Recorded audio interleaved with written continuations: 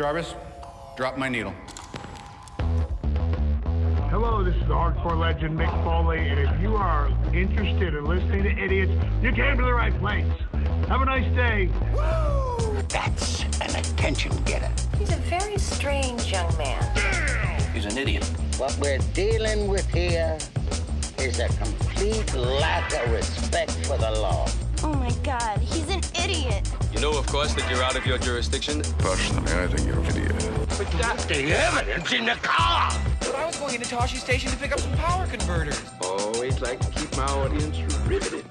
Greetings, ladies and gentlemen, friends and fiends, and welcome to Free Range Idiocy, the podcast about everything, but mostly just the stuff we like.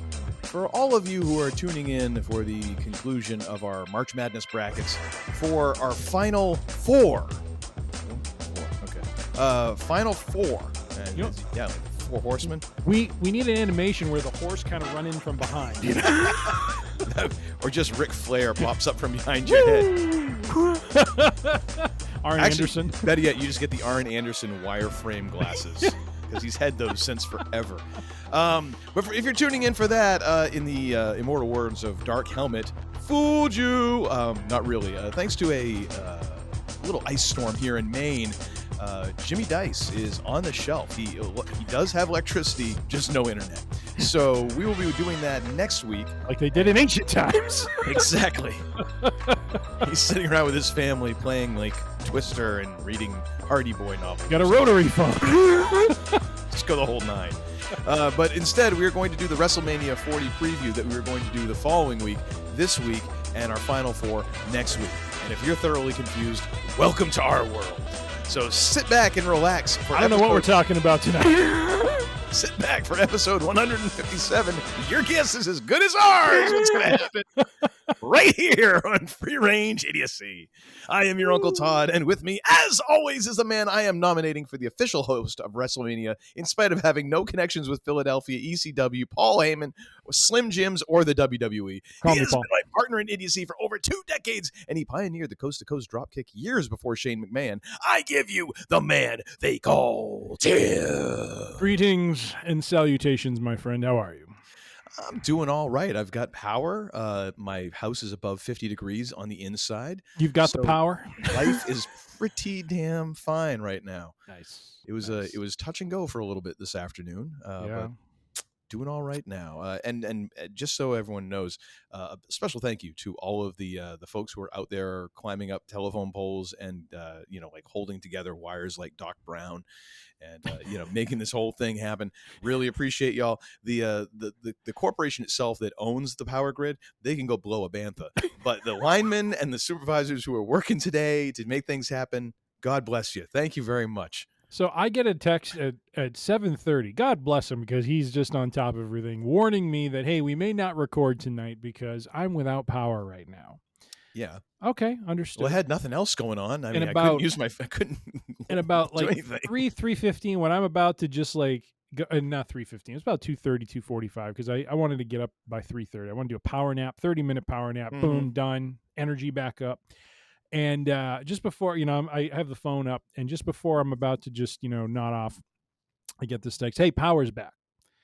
I'm like, excellent. And the first thing I do is look up Doc Brown, and I send Uncle Todd about 4 Doc Brown memes and said, it's really kind of funny how these memes are very apropos to the power outage and the power coming back. Yeah. Especially the one where he connects and he's like, blah. Yeah. I imagine that happened a couple of times. That's what they do with the rookies. They send them up there like, yeah, just grab those 2. Watch this. Ah!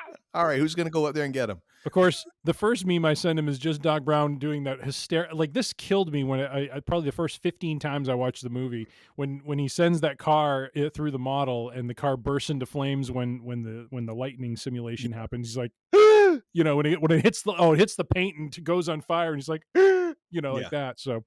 Anyways, all of that appropriate. Christopher Lloyd, once again, thank you. Oh, a man for all seasons. A man for all seasons. Phenomenal facials. Yes, indeed. So I'm assuming that you're doing all right. You got a little dusting of snow on Friday, not like here in Maine where we just got like tons of ice dropped on us last night. That was yeah. Sounds like you were kind of like the old like chocolate hard shell, except it was all snow. Well, let's put it this way: it snowed during the day, and then it was raining most of the afternoon, and then we had to drive somewhere. We had to drive to go pick up our daughter in the late evening, close to like 9:00. And as we're driving up the main turnpike, we kept on seeing these flashes of like yellow, orange, and green light. And it was the weirdest thing. And Wow. I was like, I bet those are Transformers just exploding. Oh, geez. And on the way back, like everywhere just had no power. Like it was just totally black. It was kind of insane. And as we got closer and closer to our house and I didn't see any lights, I'm like, power was on when we left. Came back, nothing. I was like, all right, well, apparently one of those explosions we saw had to do with our house. Yeah.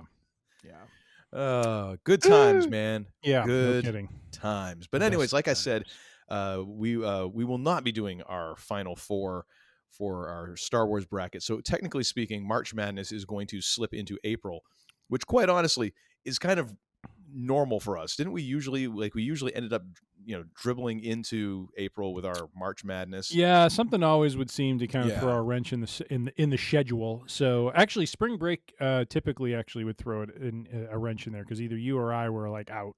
Yeah. So the snow and ice decided to throw that said wrench back into the schedule. The universe just did not want us to get this thing done on time, even though it timed out perfectly. It was going to be beautiful. It's gonna be glorious. Yes. We're not. I'm not this early in the show. Come on. No, you haven't earned it yet. Do you have Cult of Personality on the board? You haven't earned that one either yet. You earned it. Come on. I just turned around 2 outlines in the span of a day. Oh my gosh! You cut and paste some text. My goodness. Cut and. Okay. I see how. Yeah. Folks watching the video, Uncle Todd moving further and further away from the camera in case something comes flying out of it. So, listen, I might not be all that smart, but I do know how internet cameras work. Okay, I know nothing's coming at me this way. You never know. Let me put on my 3D glasses. But anyways, we're going to get into version 2 of the Week in Geek. Because Tim did turn around 2 outlines and he came up with 2 different Week in Geeks for the occasion. So, which apparently is very simple to do. So, Oh my gosh. You started it.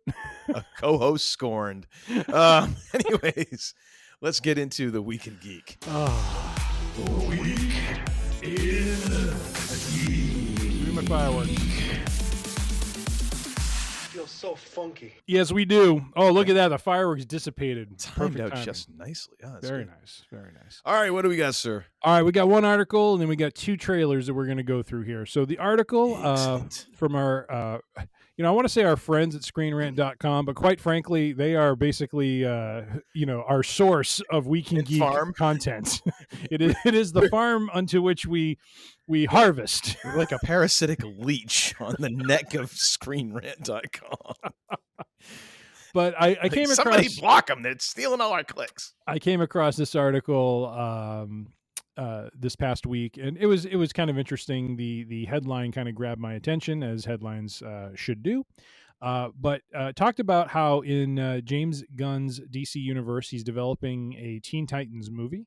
Our family is big Teen Titans go, or at one point was. Our boys have since gotten a bit older and not quite on rotation as much on the TV as it once was. But Teen Titans Go is an absolutely hysterical. If you've never seen it, go check it out. Kids will love it. It's a very irreverent. It's like our second Spaceballs reference of the show. So the kids are gonna love it. The kids are gonna love it.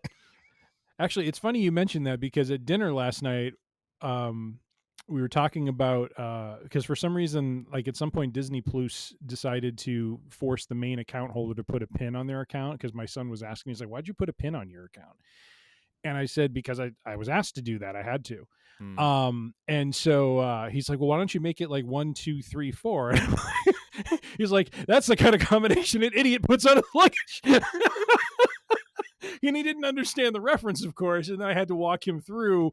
And I said, we should watch Spaceballs. And then President Scroob Yes. That's a combination on my luggage. It's a combination on my luggage, exactly. So anyways, but Teen Titans Go, hysterical. Now, Teen Titans Go, of course, based on, I guess there was an animated series, Teen Titans, that was a much more serious take on that group. Teen Titans Go is much more irreverent, much more goofy, a lot of fun, very kid friendly, very just So stupid like these Star humor. Trek lower decks of Kind of DC in a way. world. Yeah.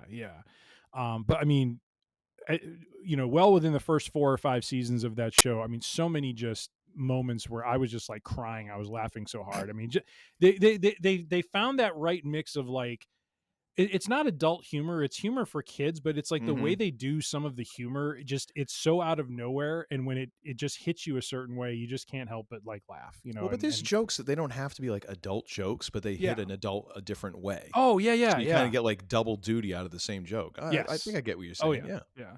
So it sounds like James Gunn is developing a movie based on the Teen Titans for the DC, this rebooted DC universe. But they are going to break an interesting Batman movie tradition. It'll be the first time in 58 years this happens. And do you know, sir, what that tradition is? We see how Batman goes to the bathroom. No. Apparently, the role of Robin has always been accompanied by Batman on screen live action. It's been very rare that Robin has been in a picture, in a movie, without Batman. But in the Teen Titans movie, we will have our first, in 58 years, the first time Robin will be in a movie without Batman. So there will be no Batman in Teen Titans. It'll be the characters are Robin, Cyborg, Raven, and Starfire, I believe, are the 4 main characters. And so if this movie goes to fruition, could very well end up like our BSG show, which still has yet to air an episode. Well, I mean, what? So, no, DC has only had the one. They had the Batgirl show movie. They disappeared. Yep. But then wasn't it? It's a Acme versus Coyote or something like that. It was another. It's but that's Warner Brothers as well. So I mean, they're in the habit of taking movies out around back and old yellering them. So I mean, that's gonna be uncomfortable. But yeah, it could be interesting. But yeah, so it was just kind of an interesting point that, at least in live action, that when there's been Robin, there's always been Batman, and so this movie will be a non-Batman live action movie for the first time. I do hope that they bring, as we always hope for DC content and seem to be let down, that there is a justice done to this, and that it is a good story, a good film that can hopefully get this universe kind of off the ground and in a better place than where it was. Indeed. Thoughts, sir, on having a Batman less Robin movie? Not sure why not. I mean, honestly, I have very little, not faith. I have very little. My expectations for anything James Gunn and DC related is so low. As long as the movie makes any kind of sense, it has to be considered somewhat of a moral victory. So sure. Yeah. All right, our next 2 items, and I don't know what order you want to go in. I have an order on the outline, but I don't know if we want to do Beetlejuice first and then the Acolyte, or do the Acolyte and then Beetlejuice. Let's do the order you got them in here: Acolyte and then Beetlejuice. Right. We'll stick with and just to also mention my personal plea, because there were 3 trailers that I sent to the man they call Tim this past week. There was the Acolyte, there was Beetlejuice, and then the trailer for the new Crow movie. Ask Uncle Todd what he thinks about that. I can't say that because it's a family show. For what, in the name of all that's holy, just don't watch it. Although if you're even curious, you can actually watch the trailer. You get the entire movie in 2 minutes, and then you're done. So that's how I kind of felt about it. But oh my gosh, just what a terrible idea, and just terrible ideas in the trailer, in the movie. Just They somehow made the violence more brutal, though. Like the first Crow was a violent was a violent movie, but like when he get shot, it was more him just kind of like his body kind of because I mean, over. and that's the thing that's what the technology was. But this one, it's like it's all juicy and things are flying, and you're just like, sweet Moses. It's because they're using grittiness, being gritty as a substitute for actually having a decent story and characters you're going to care about. Yeah, that's how I look at it.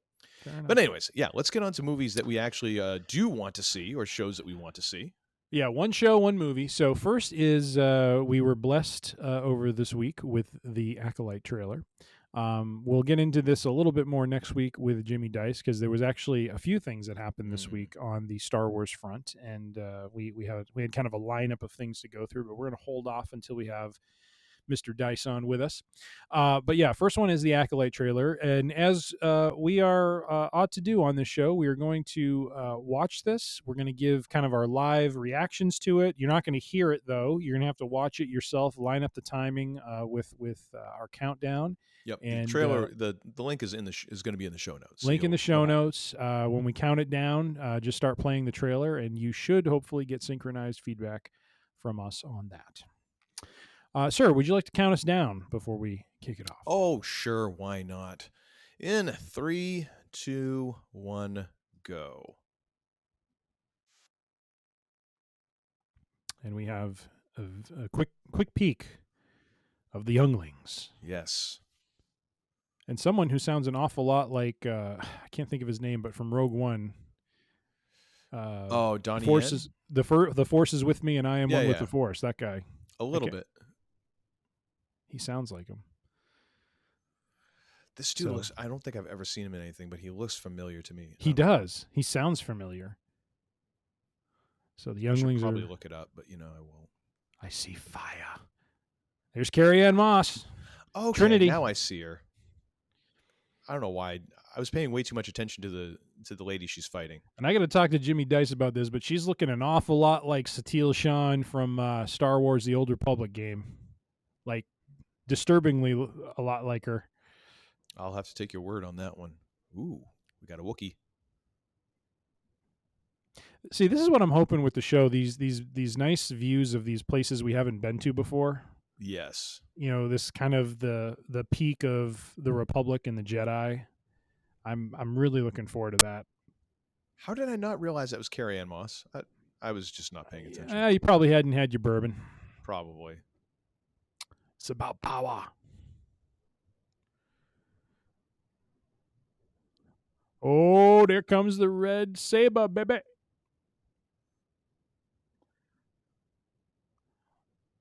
There is a power unto which you are not going to be able to handle. Now we're getting the O splitting or kind of doubling there. I'm guessing that's because it's the rule of 2 or whatever. Yes. Okay. Yes. Yeah. And we will talk some more about that next week. There was an article I found that I thought was kind of interesting that was doing a comparison to Jurassic Park a little bit in terms of how the Sith are going to be portrayed in this show. So, but no, I mean, what are your thoughts just from the little bit we got to see here? Are the Sith going to be dinosaurs? Because that'd be pretty awesome. No, I mean, not to give away the article too much, but I mean, really what the showrunner was kind of comparing it to was, he's trying to set this up as, look, the Jedi haven't seen a Sith in a really long time, in the same way that when you get into Jurassic Park and you see like a velociraptor, right? Yeah. You don't know what you're dealing with. Mm. And he's like, that's kind of how I'm trying, or how we're trying to portray the Sith in this show, is we're kind of used to them being a thing in all of the other vehicles that we see Star Wars content in. But what we're trying to say is, look, this is the Jedi at their peak. This is the Republic. There has not been an evil force like them in, hundreds, maybe a millennia. I don't remember, but in some time. And now they have to react to this thing. And part of, I think, the show is them having to react to it and not knowing what to think of it. So. I mean, it's an interesting concept for sure, and it's at least outside of the Skywalker saga. So, kudos for that. I'm wondering though if whoever the Acolyte ends up being, not that is the mystery that they're trying to like Actually, they're going to work a Skywalker into this. Be like, oh, that's Dale Skywalker. Dale. Is that kind of like Ed Fett's yes dealership over there?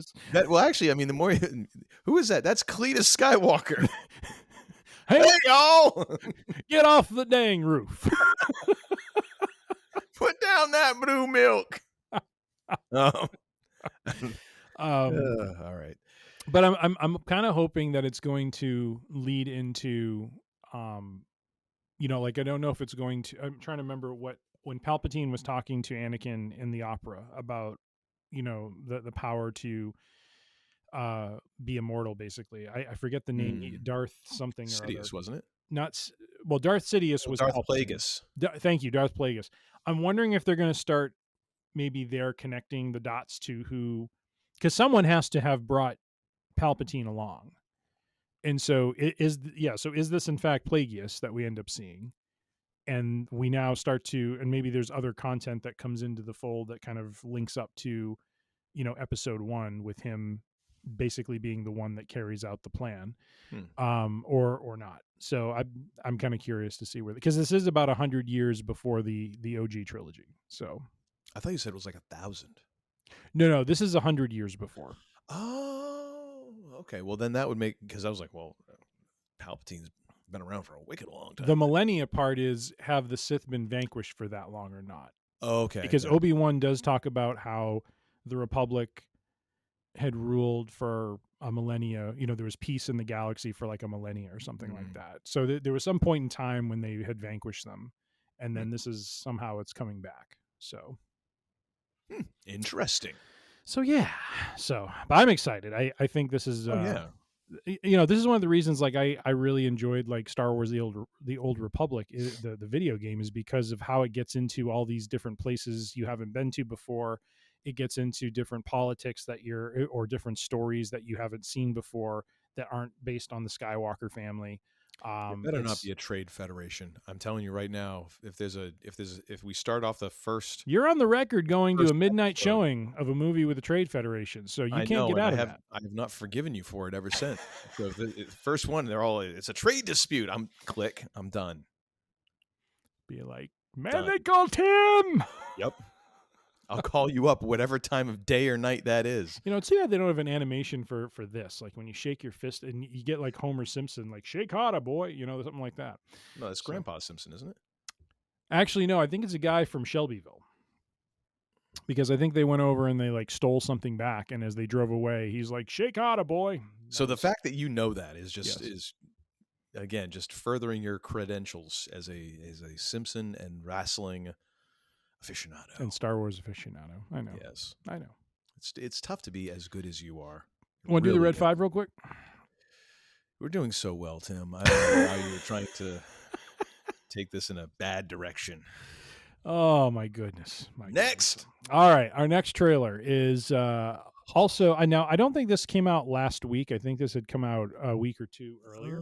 This one, the Warner Brothers Pictures link that I sent you is dated March 21st. And right now it has, as we're recording this, it is darn close. It is at 13.5 million views. Okay. All right. Yeah. Well, we're going to watch the trailer to the Beetlejuice sequel called Beetlejuice Beetlejuice. And so, yeah, we're going to do that right now and give you our reactions as we watch it. Alrighty. Do you want to count us down again, or you want me to? Let's see here. In 3, 2, 1, go. All right.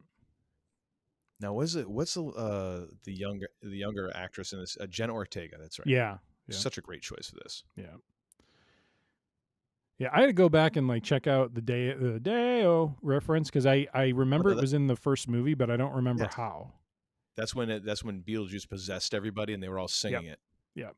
Yeah, I watched that scene. Oh, everyone back. Everyone. Well, everyone but one, it seems. Yeah. Is Gina Davis and no, they can't be. They can't be back in this. Model.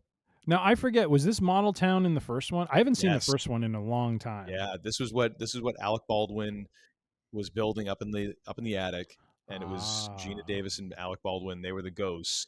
Okay.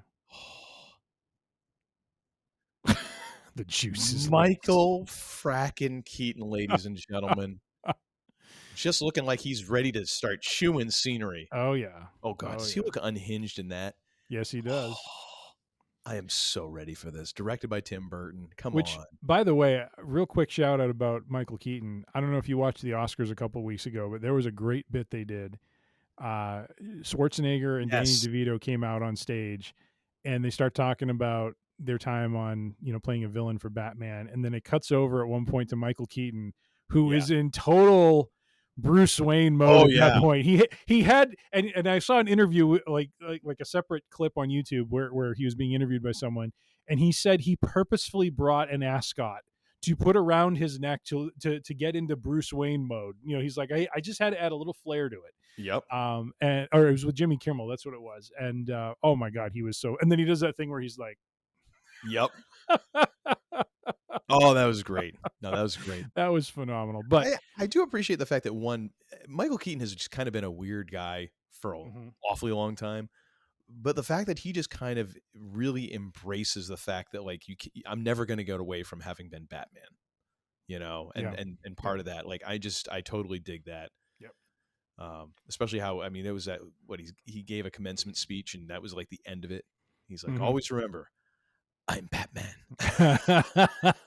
Like, dude, that's you just just got to embrace it, man. You got to embrace it. He was amazing, by the way. I don't know if you ever watched the movie The Founder, which was about McDonald's. He was incredible in that movie. He's great in everything, dude. Everything I've ever seen him in.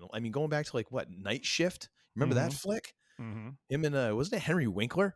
Yes. Yep. He's good in everything, dude. Yeah. It's a shame that we didn't get there's a video. I've got to try and find it again because I know I watched it eons ago, but I can't remember any of it now because I'm hitting that point in life. But the Batman 3 that Tim Burton had planned that we did not end up getting. Yeah. I'm just like, that would have been flipping fantastic. Yep. But yeah, that original OG Batman was just like so indelibly printed on my brain, and in some ways Beetlejuice too, because it was really one of the first movies I ever saw that was kind of like, there was a lot of horror elements to it, but it was with enough comedic edge that it didn't freak me out. It was very much kind of like a Ghostbusters sort of thing. Like, they managed to sneak that in, but they made you laugh enough that you didn't think that much about it, Yep. But such a great flick. Oh yeah. Anyway. So you excited for this Beetlejuice sequel or what, man? Yeah. I got to watch the first movie again. I'm so out of it. I remember the character, and I remember the hype around the movie, and I remember it was big for its time, but it's been so long since I've watched it. It's just not something I've watched repeatedly. When's that movie coming out? So that is September 6th. Oh, so you know what we need to do? Yeah. If we got until September 6th on that bad boy, we need to do ourselves a commentary track of that. Okay. We can do that. That'd be some good fodder right there. Is Uncle Todd gonna, or the man they called Tim, gonna dabble in figuring out how Twitch works? And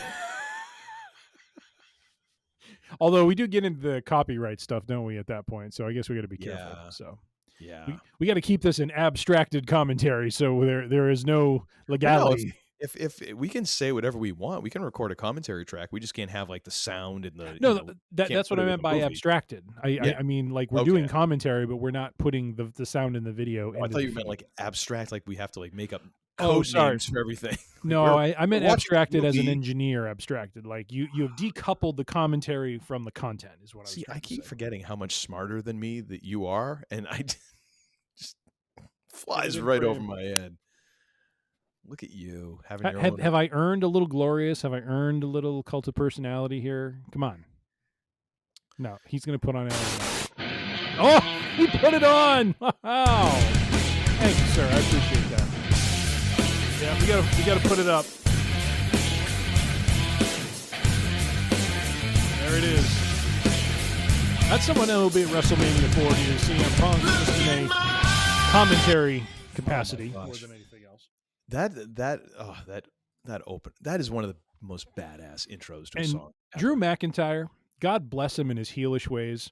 Oh, I saw a clip on YouTube. the fact he still has that like made at home T-shirt. Yeah. Yep.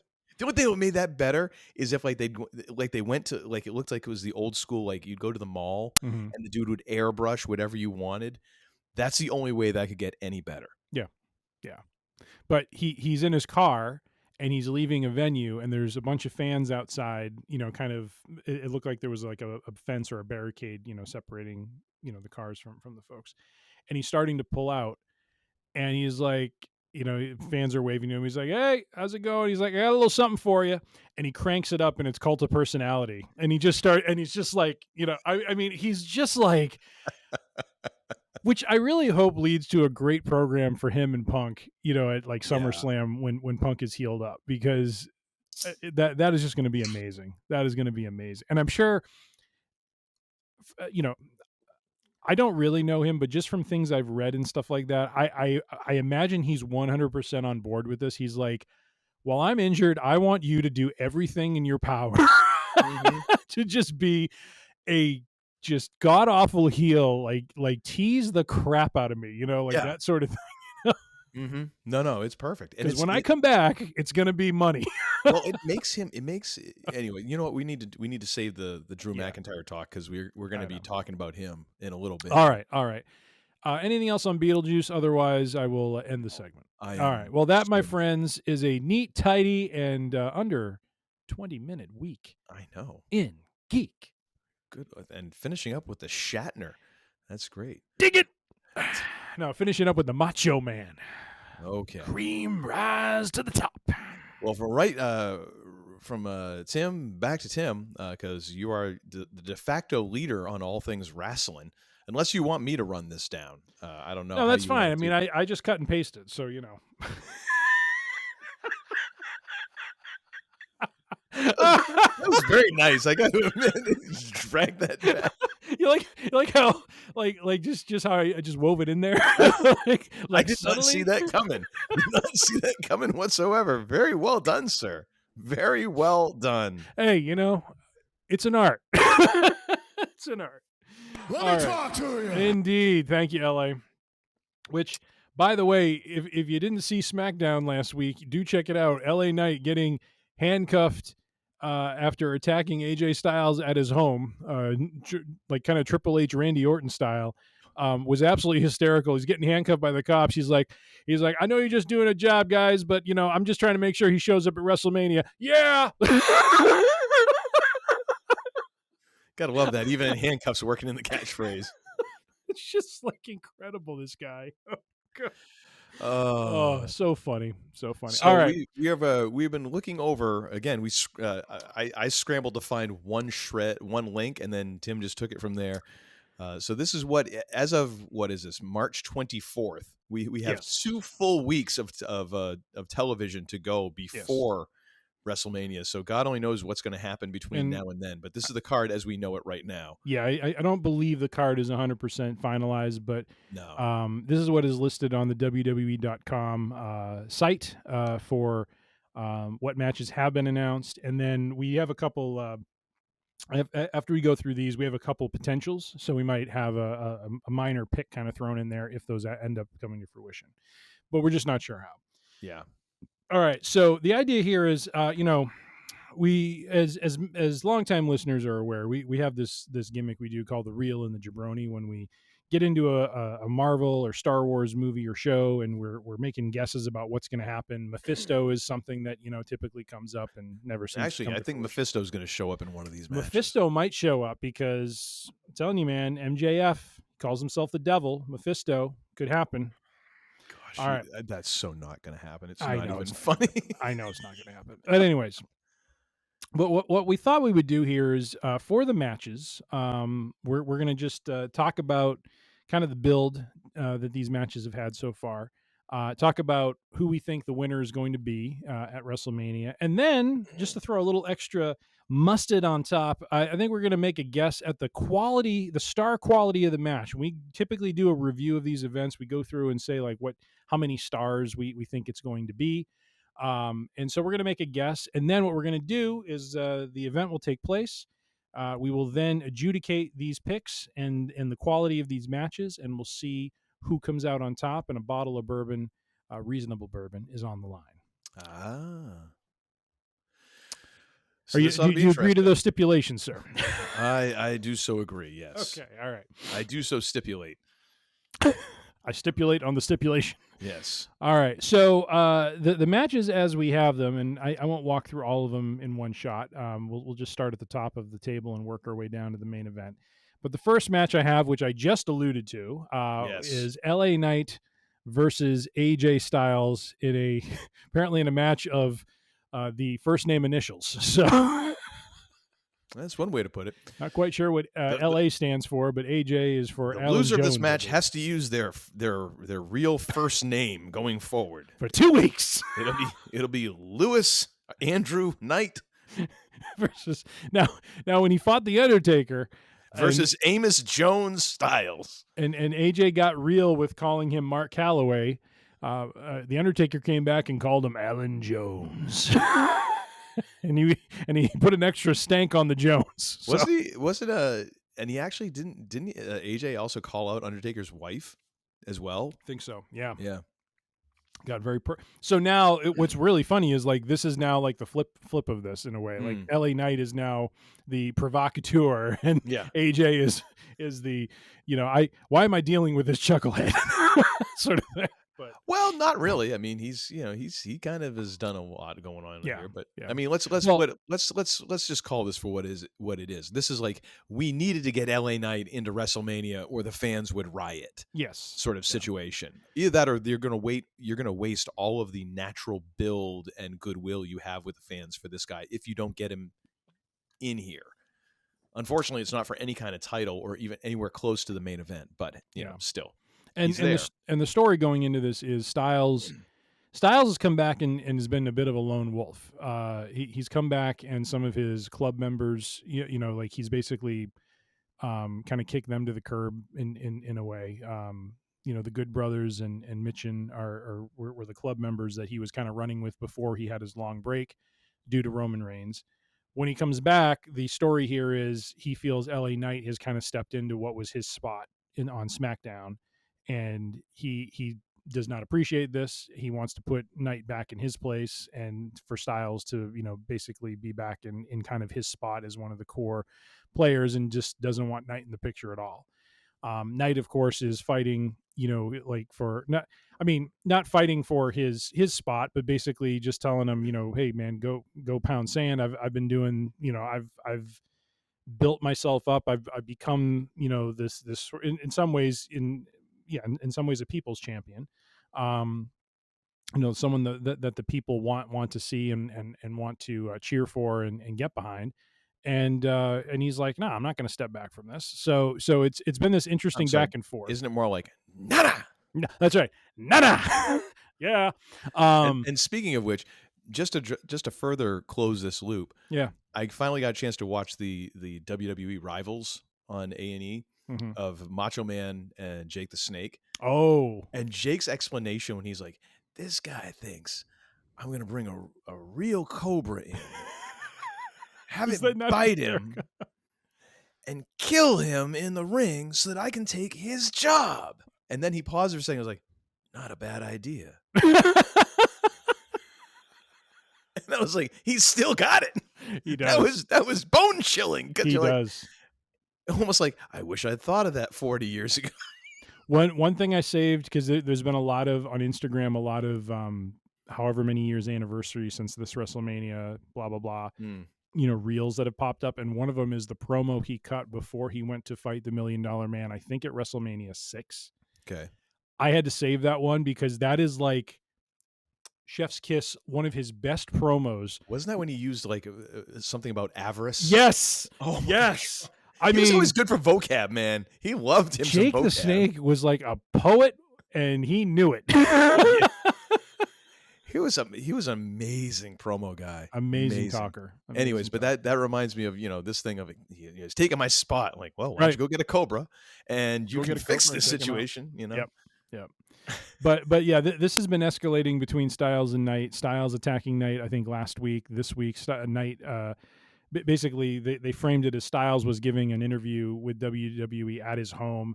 All of a sudden you just hear this beeping outside and he goes like, what the heck is going on? He goes out and there's LA Knight in the driveway hitting the horn. He's like, you're going to go to WrestleMania. Yeah. Which then in the comments of the YouTube video I'm watching, people are just writing about the fact that this guy is like standing in someone's like neighborhood, pounding a horn and just saying yeah constantly, and it's just like crying, laughing emojis. I mean, it's just like, this is hysterical.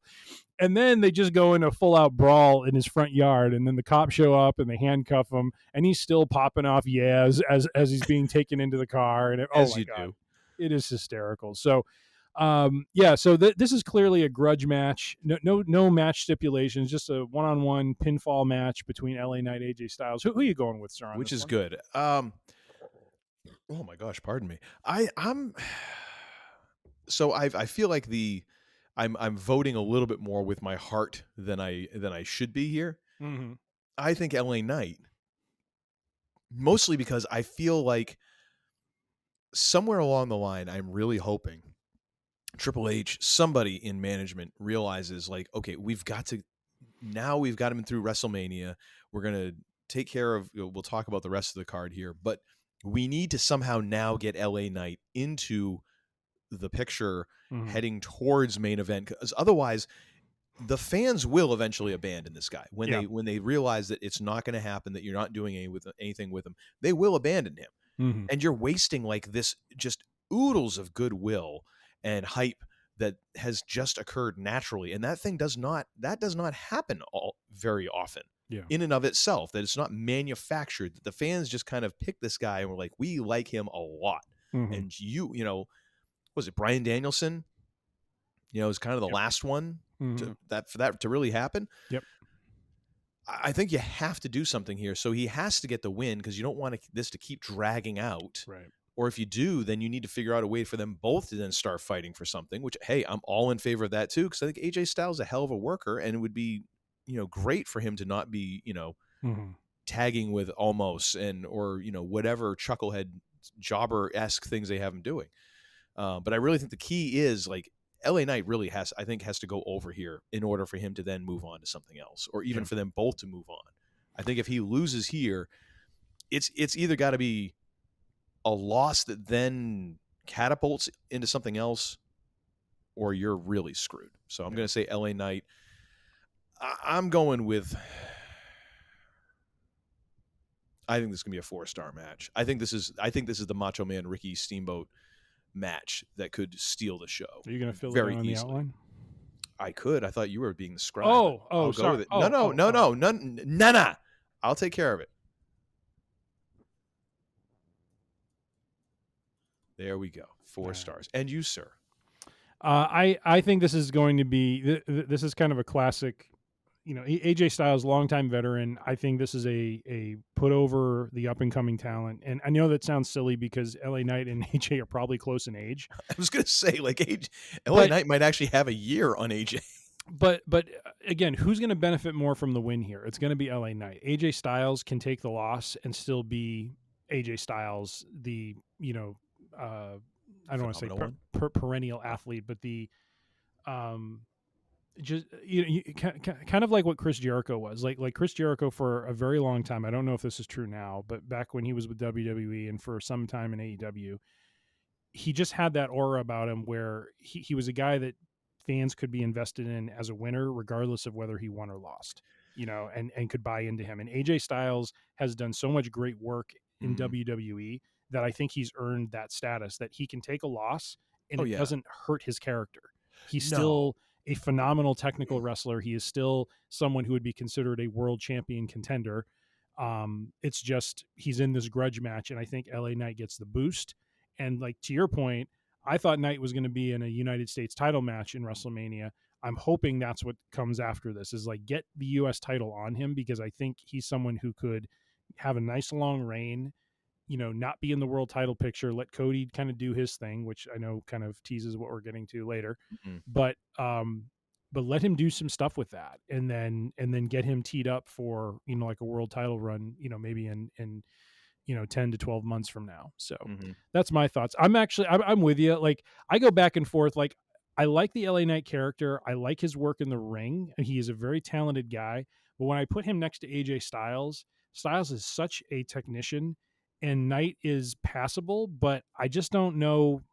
Like, I've noticed in his matches, sometimes there's a little bit of off rhythm that goes on with it, Yeah. and so I mean, you and I are pretty close. You're saying 4 stars. I'm saying 3.25 stars. I think it's in that range. I don't think it's beyond 4 stars. I think there's going to end up being. Well, I think it could be because. Well, on the back of Styles, if it does, honestly, Styles is the only one. He's got that Shawn Michaels. You could have a great match with a broomstick sort of vibe. Well, yeah, but the fact is, like, even that. I mean, yeah, that can be a great match, but it doesn't. A lot of like great spots and all that. Like, that's fantastic. And I'm not trying to diminish Styles that he can't tell an emotional story. I think though that's where where LA Knight makes up that difference. Yeah, because the difference there is, people believe in whatever he's doing, even though it might be limited. They are invested. They believe in it, and he manages to work it. He has that charisma, almost like, I mean, in a lot of ways, like the same sort of thing that I've talked about with like Rhea Ripley. Like, she has it, whatever it is that people are like, I just want to watch her do things. Yeah, yep. It's the same thing with LA Knight. Yep. He has that thing that you can't really define. That it's like, yep, just want to watch that guy. I want to see what he's going to do. Until he gives me a reason to not care about what he's doing, I want to see what he's doing. Yep. So I think that's where that would be made up. But no, you're right. I mean, yeah, AJ is the one who's going to kind of. So we're both picking LA Knight. So I think you got to play some music, right? What? I don't have Phenomenal One here. No, not.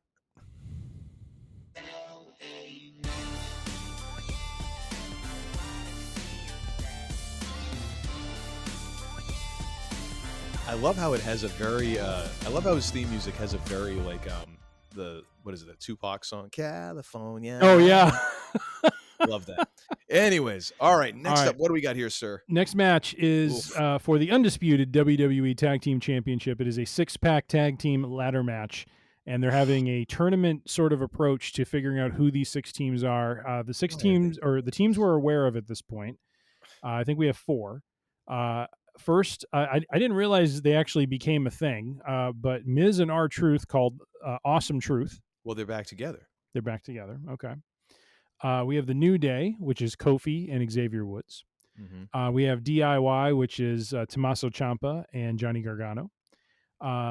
We have, and then, so they are the 4 that we're aware of. The 2 remaining slots for these teams will be filled in by these 2 matches. One of them is the Street Profits versus Austin Theory and Grayson Waller. And then the other match is Legado del Fantasma versus the New Catch Republic, which I guess is the Pete Dunne. Dunne, thank you. Yeah, and what's his face there? Big strong boy. Yeah, I can't think of his name. Ultimately, all of those 5 teams will take on the Judgment Day, Finn Balor and Damian Priest, who are the reigning champions. I think they missed an opportunity here, but what's the opportunity they missed? I think they should do this in 2 nights. Because these matches are it always winds up being like you have someone's tired, it's this and that and the other, and it turns into like just the fact that it's a ladder match is just, to me, like, meh. But anyways. It is going to be a car wreck. It is going to be a car wreck, 100%. Yeah. And I think there's teams in here that deserve better than a car wreck. Unfortunately, I haven't been watching the product enough to know if there's any beefs between any of these teams. I know R-Truth was trying to get into the Judgment Day, or was part of the Judgment Day, and then he got booted out of the Judgment Day. And he still thought he was part of the Judgment Day, even though he's never part of the Judgment Day. But he was selling a lot of T-shirts, so. Now, Street Profits I'm confused by, because they were with Bobby Lashley. They were trying to be a heel faction. I don't know if they're like faces now or not. Theory and Waller are the obnoxious heels who Kevin Owens just seems to like knock out on a weekly basis. Legado del Fantasma, that's Santos Escobar's, group that he's now reformed. And then the New Catch Republic, which is like my prediction is, at least for those 2, I think Street Profits are going to win. So it's going to be Street Profits in the match, and I think New Catch Republic is actually going to win and be in the match. because I think then you have a balance of. Actually, no, you wouldn't have a balance of heels and faces. Now that I'm thinking about it, you'd have more. Maybe Legado del the thing that's throwing me on Legado del Fantasma is later on, if there ends up being an LWO, like a Rey Mysterio. I don't think they're going to do Rey Mysterio versus Santos Escobar. I'm thinking they're going to do a 6-man or an 8-man tag, with those two factions fighting, and that's why I'm hesitant on Legado del Fantasma advancing, because I'm thinking those guys are going to be in that other match, and so it makes sense to have Pete Dunne and his partner as part. It's Tyler Bate, is that his name? Tyler Bate, I think. Yes. Yeah, Tyler Bate. So that's why I was thinking it made more sense. Theory and Waller, I just don't see them advancing. I think Street Profits are too popular, too well known. Yeah, here's the problem though. I think that Theory and Waller will advance. Oh, you do? Okay. Yeah. If I was booking this, if I had my choice, Theory and Waller will be out. But then again, I'm also of the opinion that, quite honestly, I could give a crap less about Grayson Waller. I think that he is such like a non-factor. They brought him out in Australia to get a pop because he's from Australia. Yay. I don't think he's but the big thing for me is Austin Theory. Like if AEW had their heads anywhere except really far up their rectums, Austin Theory is a guy who should be knocking on Triple H's door, demanding a release, like literally offering to buy out his own contract so he can go somewhere else, because they don't have any idea what to do with him. Yeah. He's gone from last WrestleMania, he was fighting John. He was the U.S. champion fighting John Cena. And now he is Grayson Waller's dancing monkey. Like, he is literally his Flava Flav without even that good of a gimmick.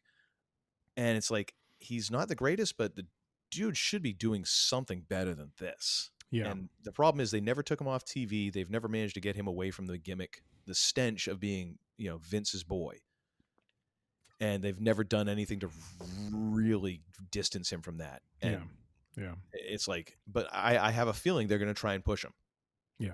Because they just seem they keep dragging these guys out for some unknown reason to me. Street Profits, I think they mismanaged, but I think they're going to just kind of shuffle them off. They'll get their WrestleMania payday, but unfortunately, I think it's going to be Theory and Waller and New Catch Republic. Okay. If it were me, it'd be Street Profits, Legado del Fantasma, and New Catch Republic, and we just forget Theory and Waller ever happened. But that ain't going to happen. We don't always get what we want. Yeah. So yeah, I think it's going to be Theory and Waller and probably New Catch Republic. And then if I had to pick out of all of them, God, I'd love to see New Catch Republic get the belts.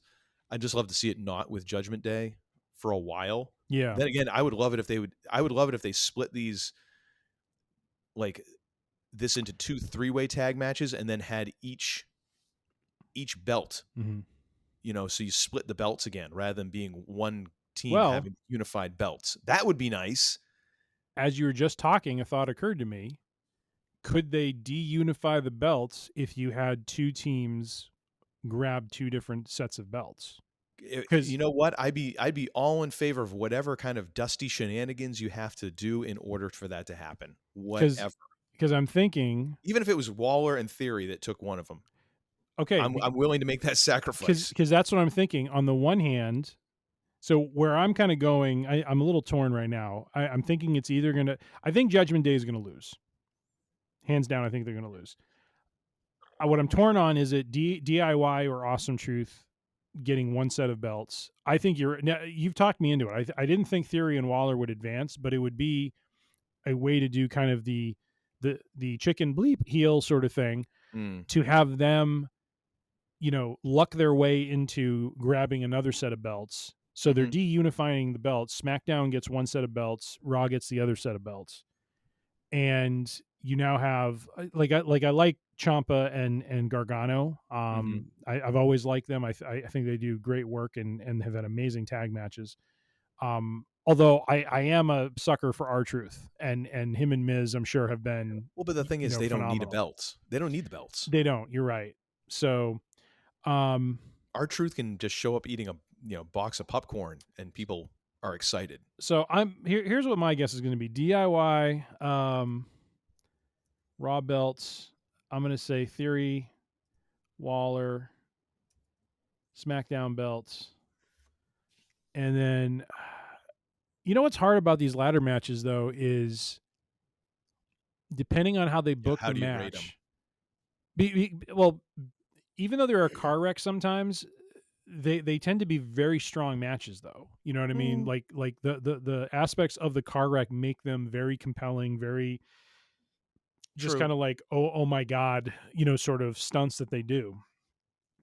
So I'm actually going to go with a 4.0 star. Are they gonna pull Joey Styles in since it's Philly to do an oh my god? I think they should. Oh, that's a great call, man. They're in Philly. Why wouldn't you get Styles in there to do something? Because Joey Styles should call AJ Styles match. it's all Styles all the time. Except I'm pulling for that Styles kid. there's no ECW connection anywhere in there. No. Although, I mean, every year you go by, it's more and more difficult. Although apparently RVD is saying that he would love to come back and wrestle another match in WWE. I'm like, yeah, just isn't it time to let it go? Did they already give RVD Hall of Fame? I'm kind of surprised they haven't pulled like one or two ECW stars into. Remember? Well, no, but I'm surprised they haven't pulled like one or two ECW stars into the Hall of Fame this year. Like who are also WWE. Like RVD became WWE champion at one point. Well, didn't they?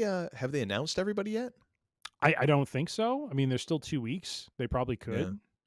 Yeah. I was just kind of surprised. I mean, you can't make it all about the fact it's Philly and it's ECW. I mean, it's been a long time. Like I think Taz would be a great one.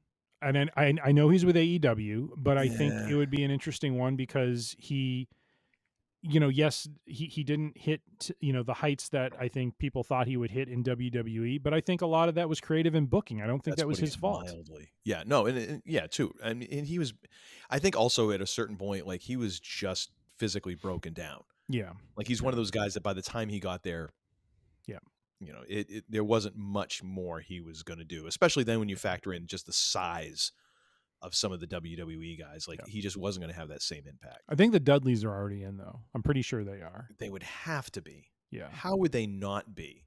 I mean, aren't they basically the most decorated tag team of all time at this point? Might have been. Yeah.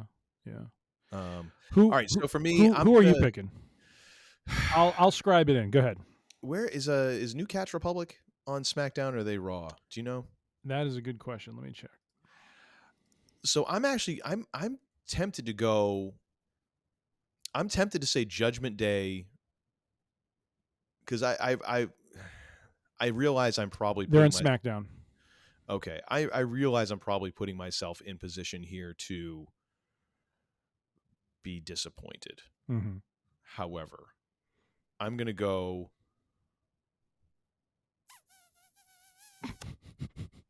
I'm going to go Awesome Truth and Judgment Day. Split. So Awesome Truth, Raw belts. Oh, actually, so split how? Like Awesome Truth and Judgment Day I think are both on Raw. Oh. I think. Then you know what? I'll go DIY and Judgment Day. Oh no, wait, DIY is Raw too. Yeah, they're Raw too. Okay, so I'm just completely screwed up on this. I mean, the whole splitting the belts doesn't have to be a thing. If you want one team to win the unified belts, you can go with that too. No, because this is the thing. Like, this is my fervent prayer. I just want them to not have. I just want this to be a thing.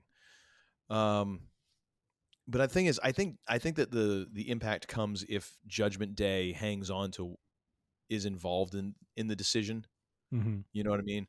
Yep. I'm going to stick with Judgment Day and Awesome Truth. I'm going to go with that. Even though they're both on Raw, I'm going to go with we split the belts and then there's shenanigans that ensue otherwise. But I'm hoping for that. And I'm going to go with, I'm actually going with a 2.5 star because I have a feeling that this will not necessarily be the most artistic thing around, but I think it could be somewhat satisfying. But I'm going to lower my expectations on this. Okay. So you're saying, So do we want to take like who gets what belts out of the picture? Just say you're saying Awesome Truth and Judgment Day. I am saying DIY. It's a co-finish, yeah. That's DIY what I think is going to happen. And Theory and Waller. Okay. Yeah. I really hope that's the case, because I think if you really, really want to have any kind of seriousness about the tag team division, and you're going to put any kind of muscle, and I think they're getting to that point, because New Catch Republic has some juice behind him right now. Like, people were so stupid excited that Pete Dunne went back to his old name. Yeah. Oh, because the whole Butch thing was stupid. It was a Vince It was, McMahon thing. It was absolutely dumb. And the fact that you do have, you don't have it's not like the heyday of tag teams in WWE right now, but I mean, they have a fair amount. And if you want to actually encourage any more of that, you kind of got to split these belts. You got to have people fighting over stuff. Yeah. That's how I look at it. And as you were talking earlier, and that's kind of what Triple H has done too, in terms of like separating out, getting 2 belts off of Roman. So I think there's a precedent for it. I hadn't thought of, and you brought up a really good point, because I hadn't thought of this as a mechanism or a mechanic for splitting the belts. I was thinking about it more like, okay, there's just going to be another unified champion, but that would be a really ingenious thing for them to do, is rather than it being like a commissioner making a ruling or Triple H making a ruling or something like that, you actually could have it as a mechanic of the match to say, look, one team, 2 members of 2 different teams grab 2 different sets of belts. Mm-hmm. We now have 2 different sets of champions. That would make total sense. The only thing is, you'd have to book it in a way that both brands have a tag title champion. Now, maybe you don't. In your case, maybe it does work that way, and then one set of belts has to be defended on SmackDown or something like that. I don't know. But it might be a good way for them to get R-Truth and away from Judgment Day, because if unless you want to continue that, But I mean, I think you've kind of done about all you're going to do there. Yeah, and I think they're trying to figure out something to do with Judgment Day, because they've got to figure out some way to capitalize on Rhea, because she's going to be a face at some point. She's in Austin territory right now, where it's like she's a bad guy and people love her no matter what.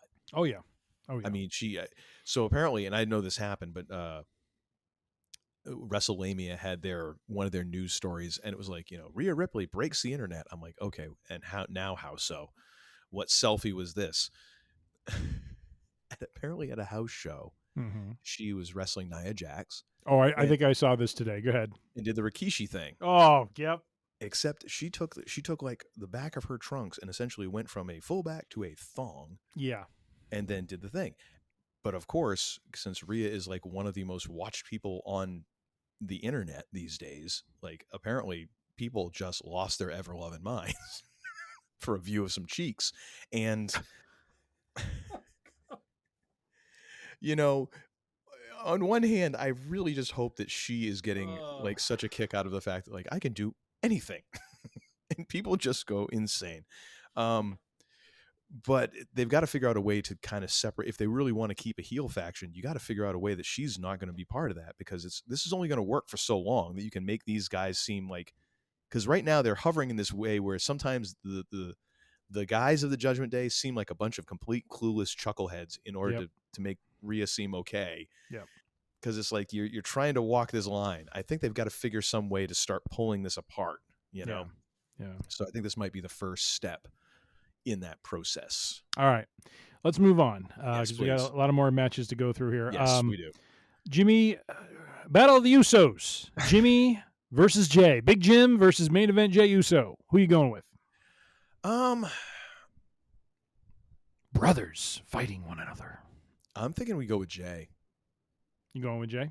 Yeah, because I think this is when we just the bloodlines falling apart, and I think it's going to fall. It's going to be the Bluesmobile at the end of the movie right here.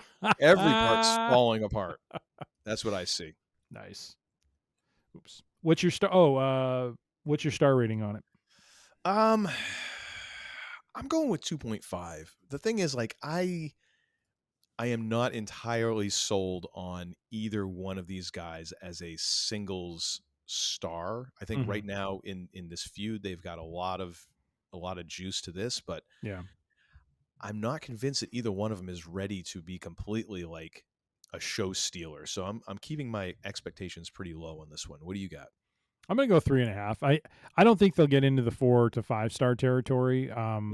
Neither of them are technicians in the ring, but they do bring a lot of flair. They do bring a lot of aerial to it.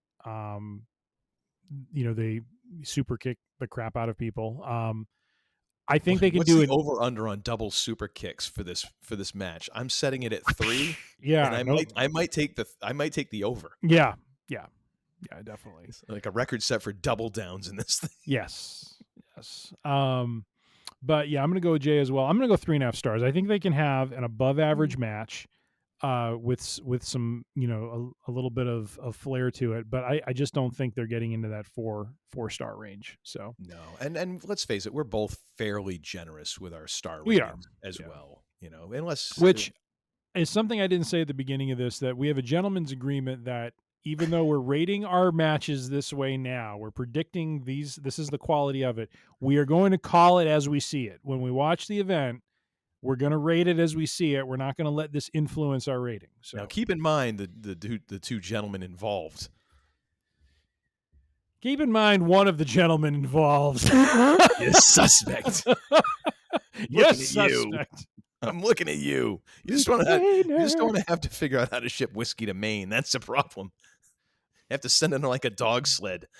I did end up apparently funding someone's initial package into Starlink after I did such a bourbon.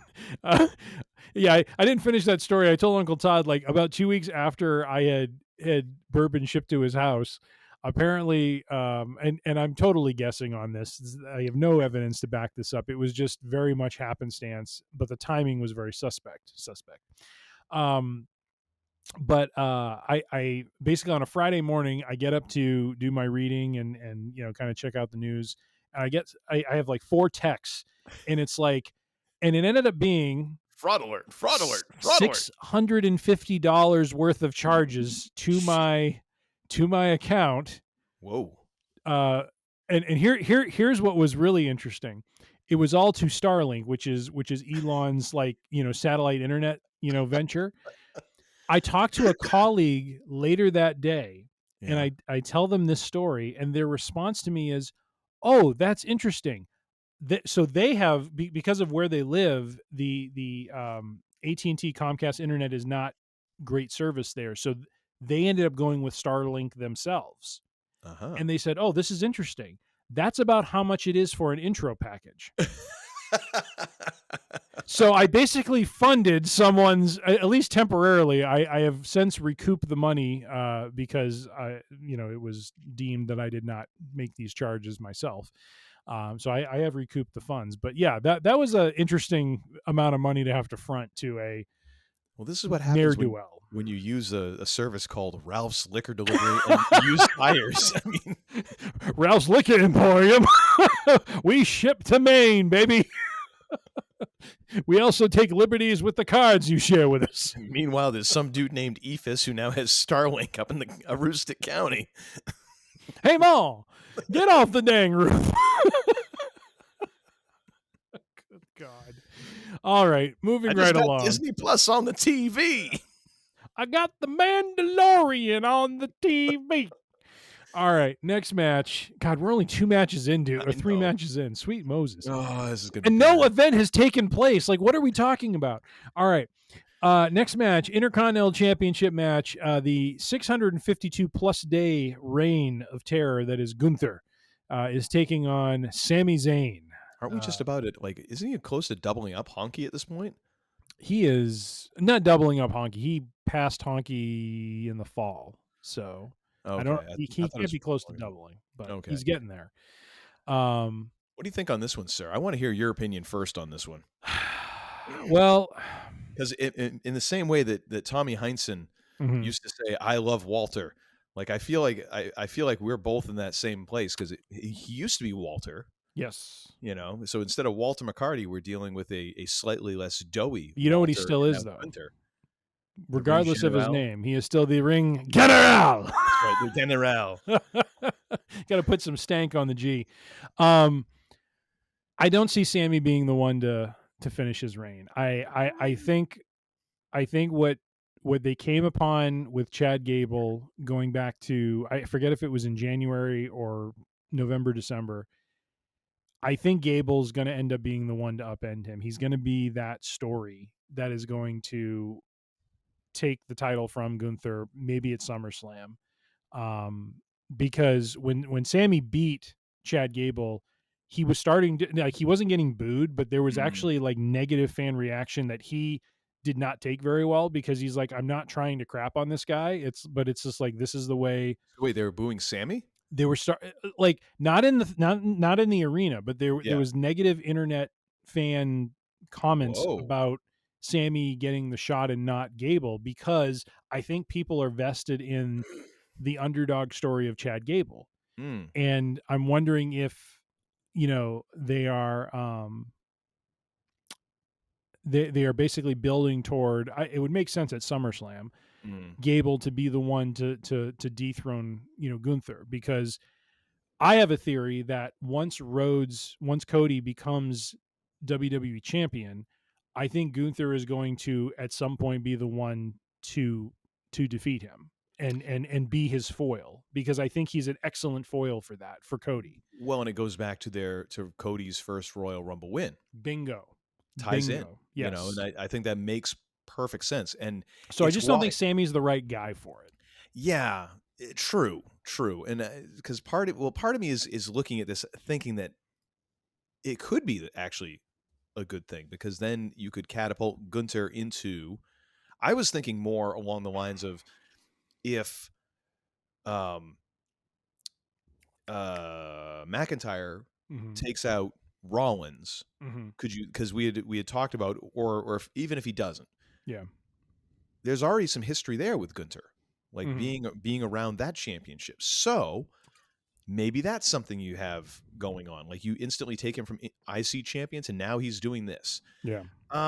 However, I would say your theory makes a lot more sense. Okay. In that, because I mean, honestly, does Sammy need this? No, he gets a great reaction, whenever and wherever he shows up. I think it'd be great to see him competing for something other than just kind of bouncing around. But maybe this is just a way of getting him involved and keeping his profile high, and also giving Gunther a really high quality opponent. But yeah, you're right. This really isn't the opportunity. I think you're more right than you aren't. So I'm going with Gunther. And I'm gonna give this. I mean, so that's the second thing. I'm gonna say 3 3/4 stars. Man, you're being stingy. I don't think I'm being stingy. Again, I'm just trying to keep it low, because I think that Gunther has great match. He had a great match with The Miz. I think he does. The only thing is, I'm just wondering if this turns into, some shenanigans ensue. Look at you moving yours up. Oh no, you moved it down. Okay. I went to 4 1/4 stars, but it's going to be, I think with Gunther and Sammy, they are both strong performers. I feel like it's going to be in a 4 to 5 star range. I'm going to go 4 1/4. I think it's also going to matter where they put this on the card and how the crowd reacts, because I think what has happened with so many Gunther and especially Sami Zayn matches, if the crowd is into it, it almost levels up my excitement for the match. Like when he wrestled Roman Reigns, that was the reason why the match, I thought the match was even halfway good, was because, oh my gosh, the people in Montreal were ready to like literally riot if Sammy didn't win. Yep. Like they were that hyped for him. So yeah, but no, I think you're right. I think it is Gunther, even though I kind of would like to see it. I'd like to see the championship change, but it's probably not the right time. You're right. All right, next match is the United States Championship. Probably, I think we both agree, probably the best-looking championship out of all the belts, by far. Not even a question. Not even a question. Although the World Heavyweight Championship is pretty nice. But the United States Championship triple threat match. We're going to have Logan Paul, the champion, defend against Randy Orton and Kevin Owens in a triple threat contest. What say you, sir, on this?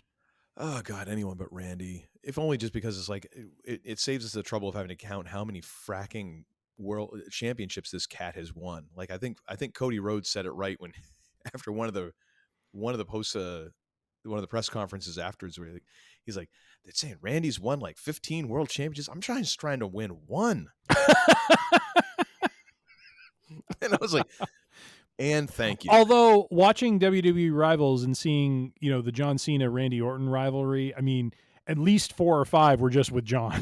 Well, yeah. So I mean, when you flip flop, yeah, they were trading the belt over the course of like 2 years. So yeah, true. But I hate to say it, but I almost see Logan Paul retaining. Oh, okay. Which would play into the whole idea of LA Knight then challenging. So yeah, I could see that, because part of me just wants him to lose because I can't stand Logan Paul. Yeah.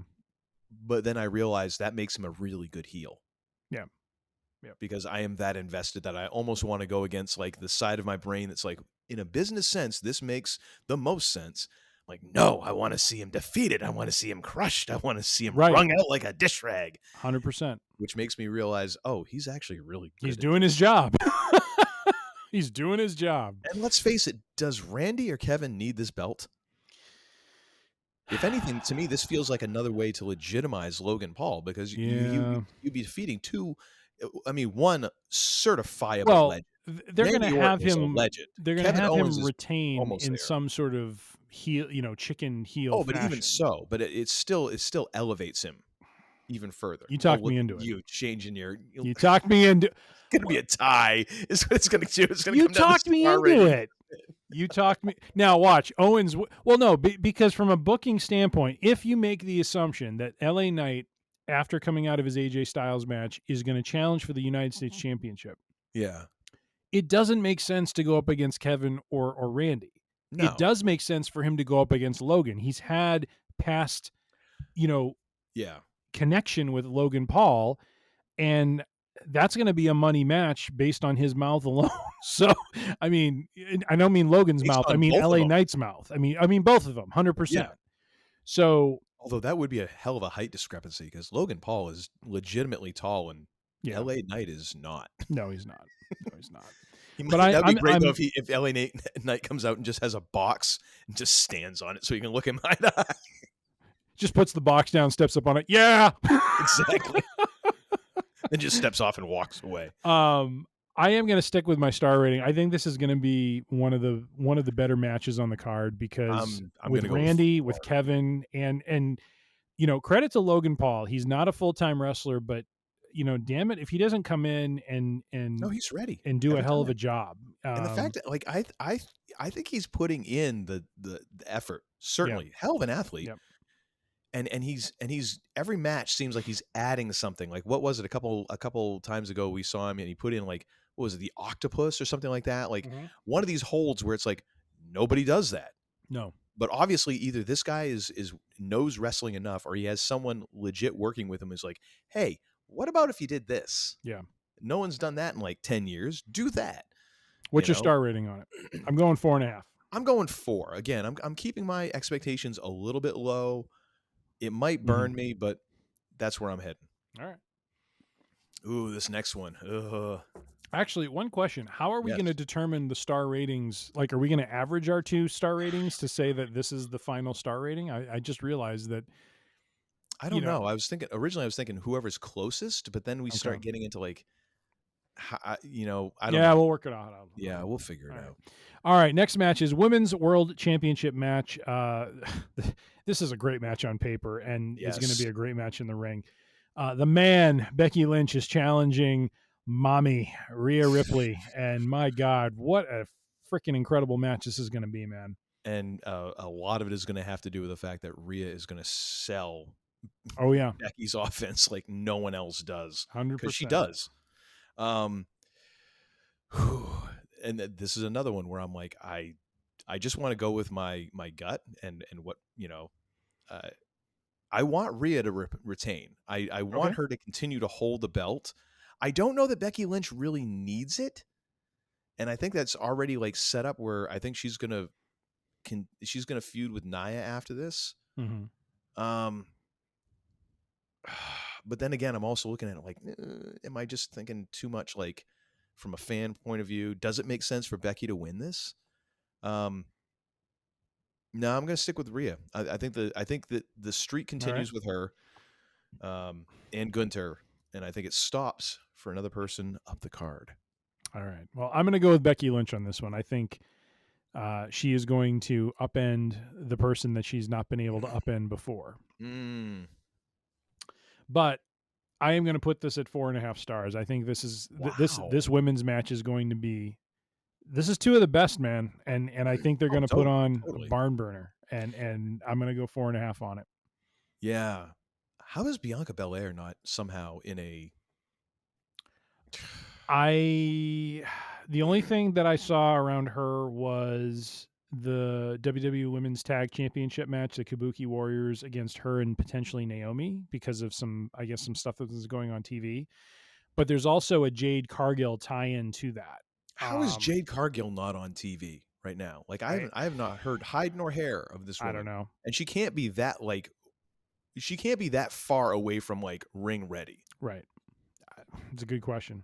No, oh my gosh, if you put her and Belair together, who legitimately beats them? That is actually a problem.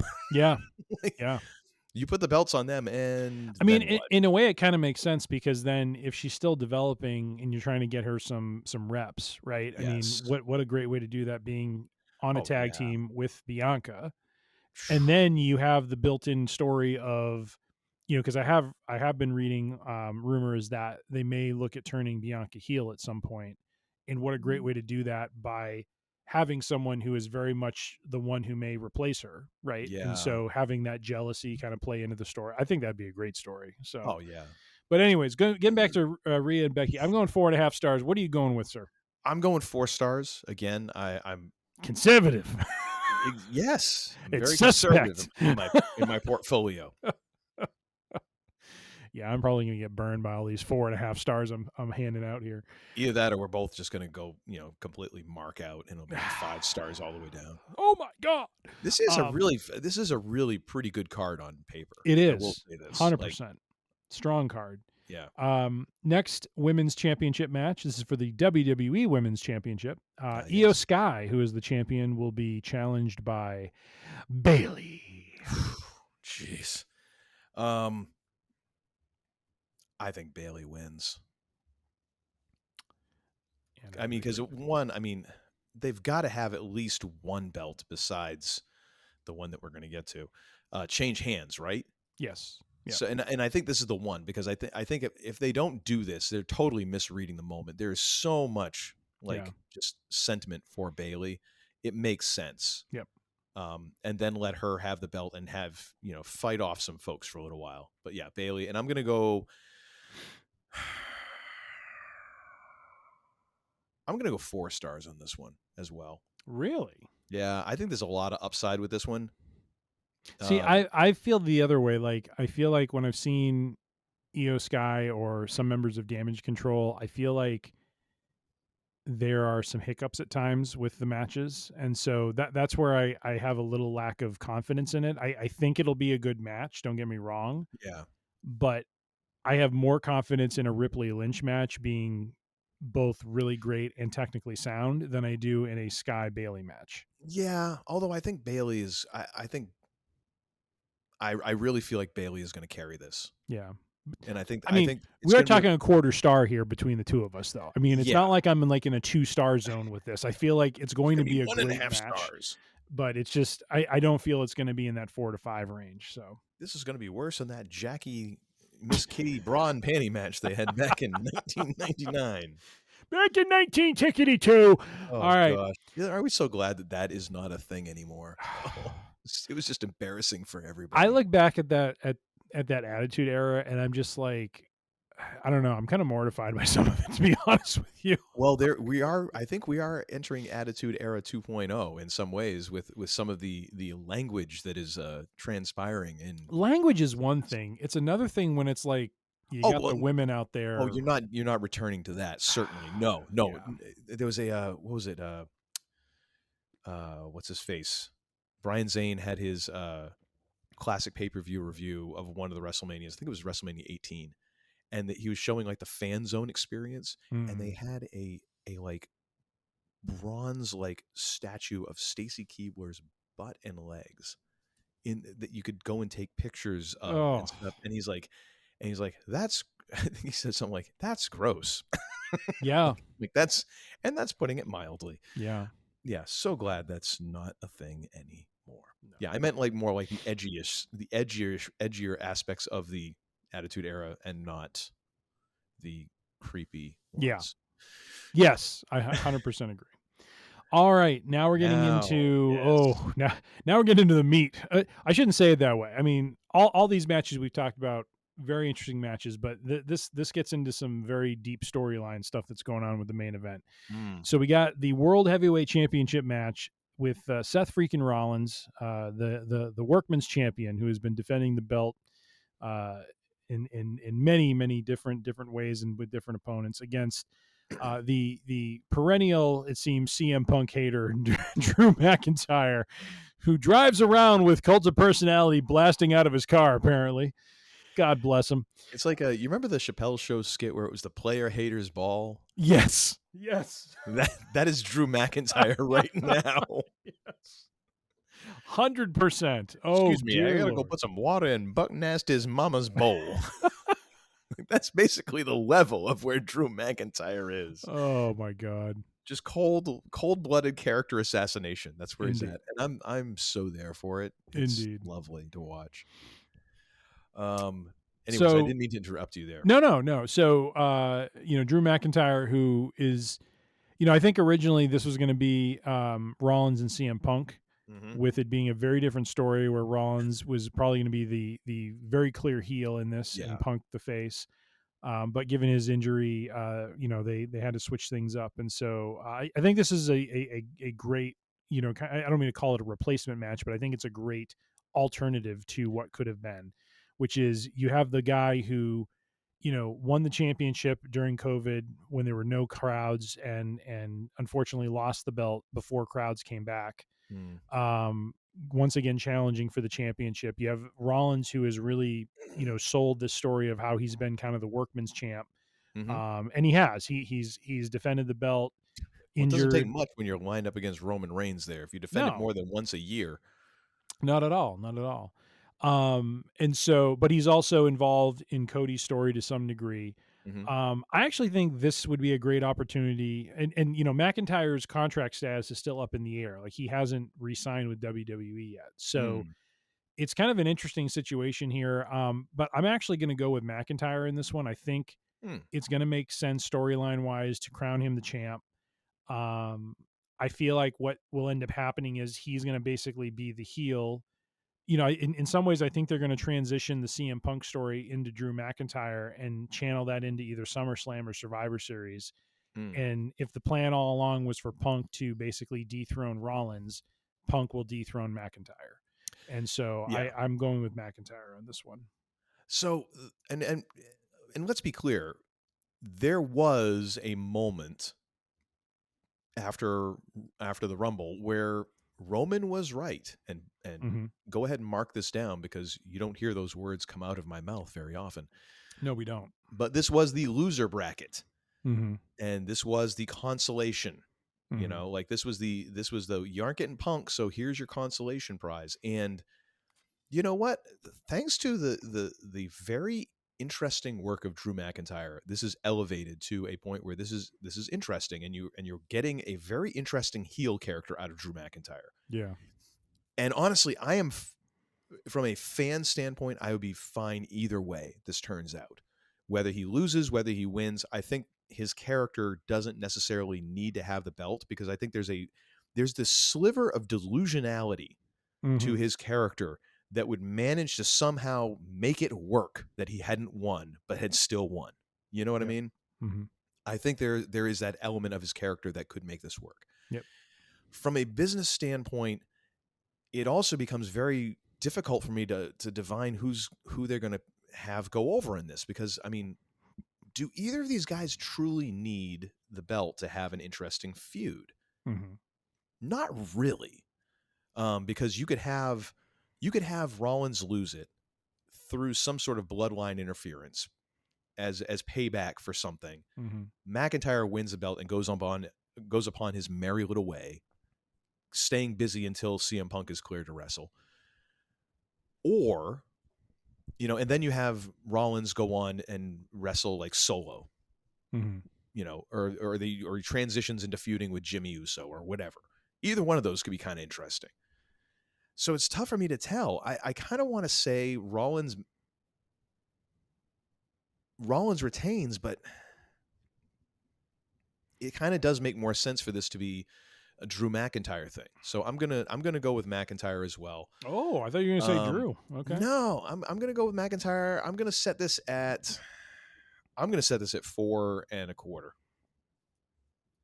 Because I think this could be a really good match. I think they both have a lot of potential just with the character work to make this go. Even if you wind up with some sort of shenanigans, I think this is going to be a good match. The one thing I disagree with what you said is I think this does do something for McIntyre because he has not held a world championship in front of a crowd sort of situation. And I know that sounds silly to say, but it does matter. You know, totally. Even though he beat Brock Lesnar for the, for the WWE championship when, they were not having crowds, in stadiums due to COVID. He never had an opportunity to be that champion in front of a live crowd. And I think as much as it sucks that Punk's injury happened when it did, I think it opens the door for them to make good on him being champion for a period of time during some normalcy. Yeah. And he's having an amazing run right now as a heel. So it feels right to do that. If Rollins is dealing with the kinds of injuries that they're really talking about, he probably needs some time off anyways after this event for a period of time. So it would make sense to just let someone else run with the Workman's Championship. Drew is doing a phenomenal job provoking Punk and setting up a program with him whenever it is he comes back. So it just makes sense to me that McIntyre goes over here. I do think because it's Rollins, it is going to be a strong match. I don't know that it's going to get close to 5. I think it'll be around 4. You and I are pretty close. You're 4.25. I'm 4 on this one. But yeah, I agree with you. I think it's going to go McIntyre's way this time, and justifiably so. Like, give him. Totally. McIntyre has been such an amazing, both when he was a babyface and now as a heel. He has been such a great worker and talent for the company.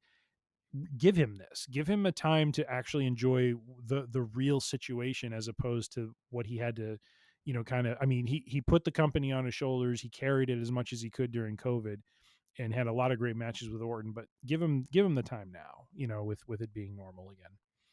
Yeah. But there is also a scenario where you continue this forward. Yeah. With it then turning into Rollins, Punk, and McIntyre. Fair. Yeah. That's fair.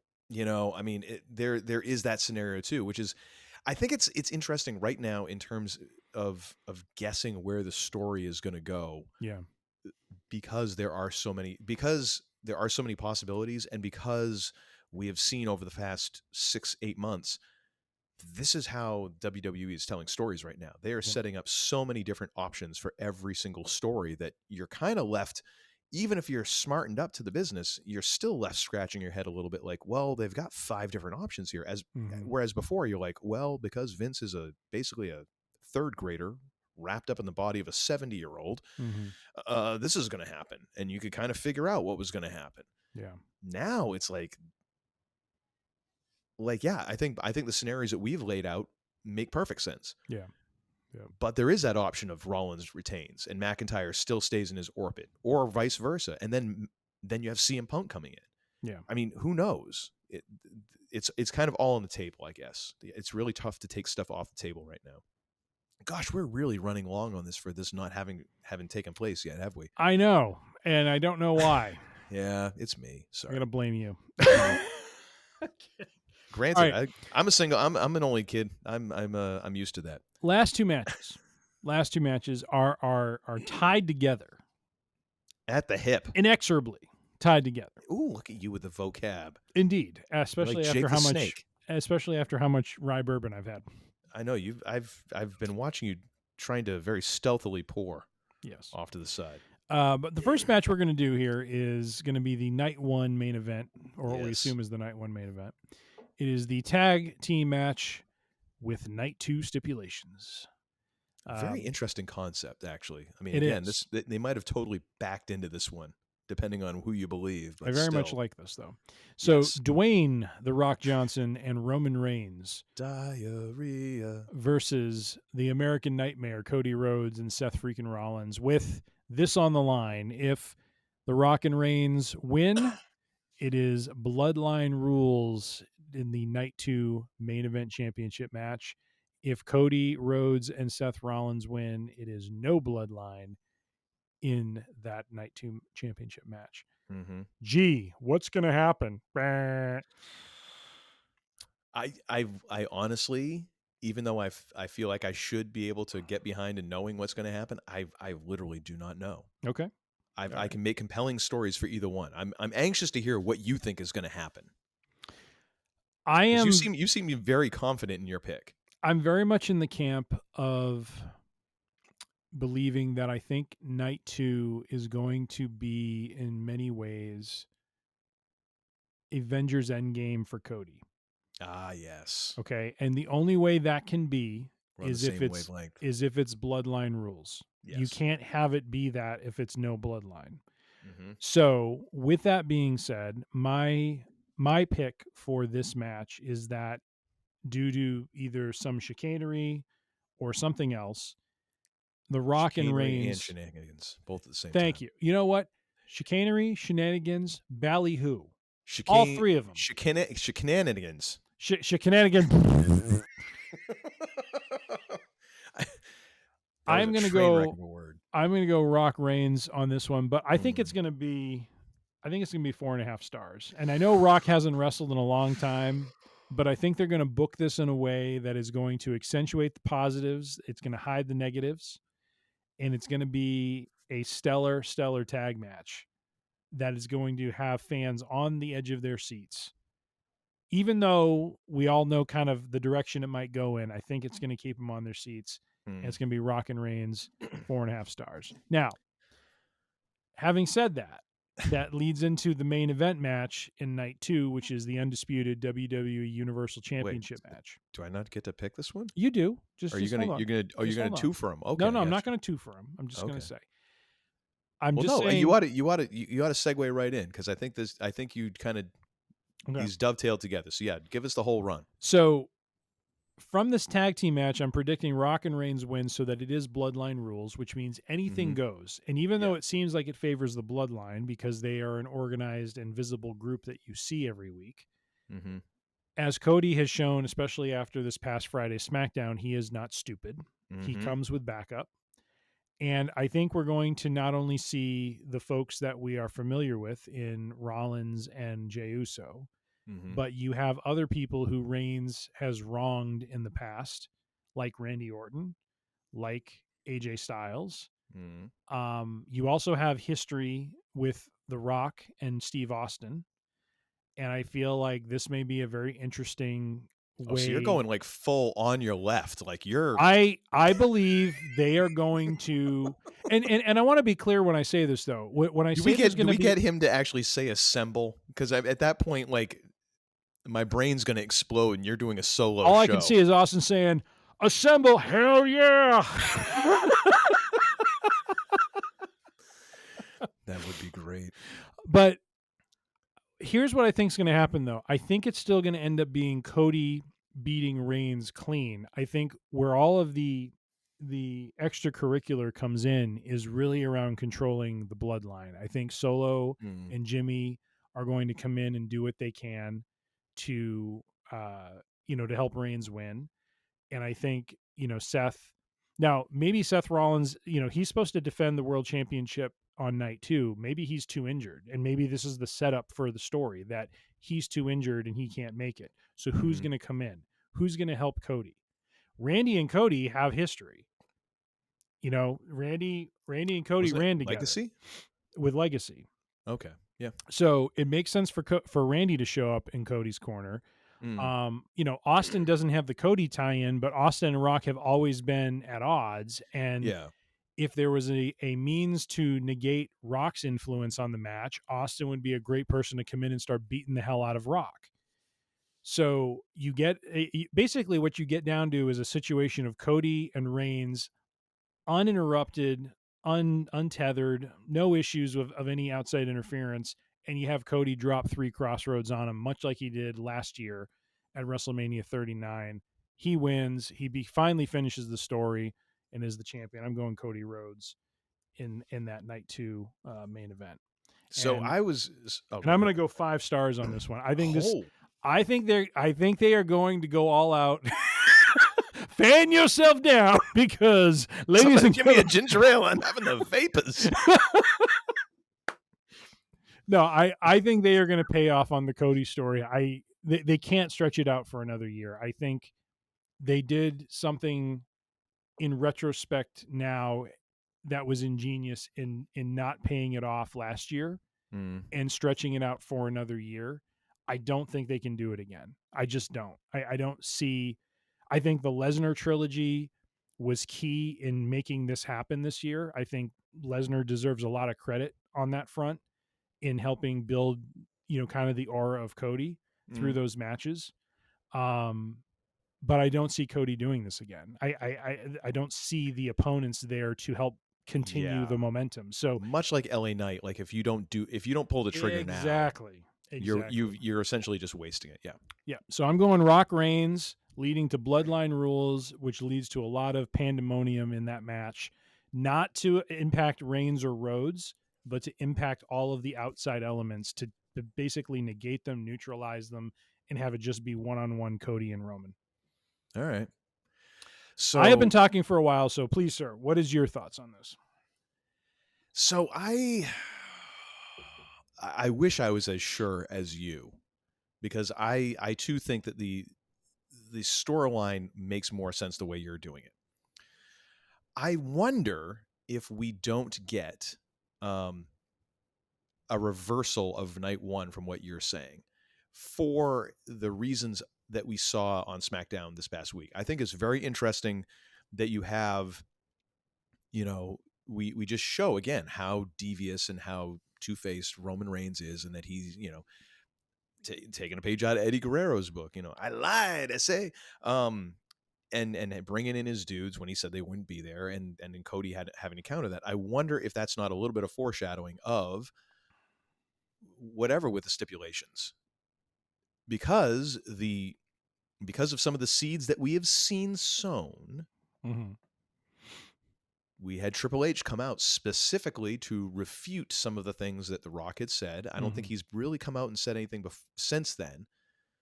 But this idea of Roman and Rock trying to pull the chicanery shenanigans ballyhoo trifecta on night 2 and having Triple H step in.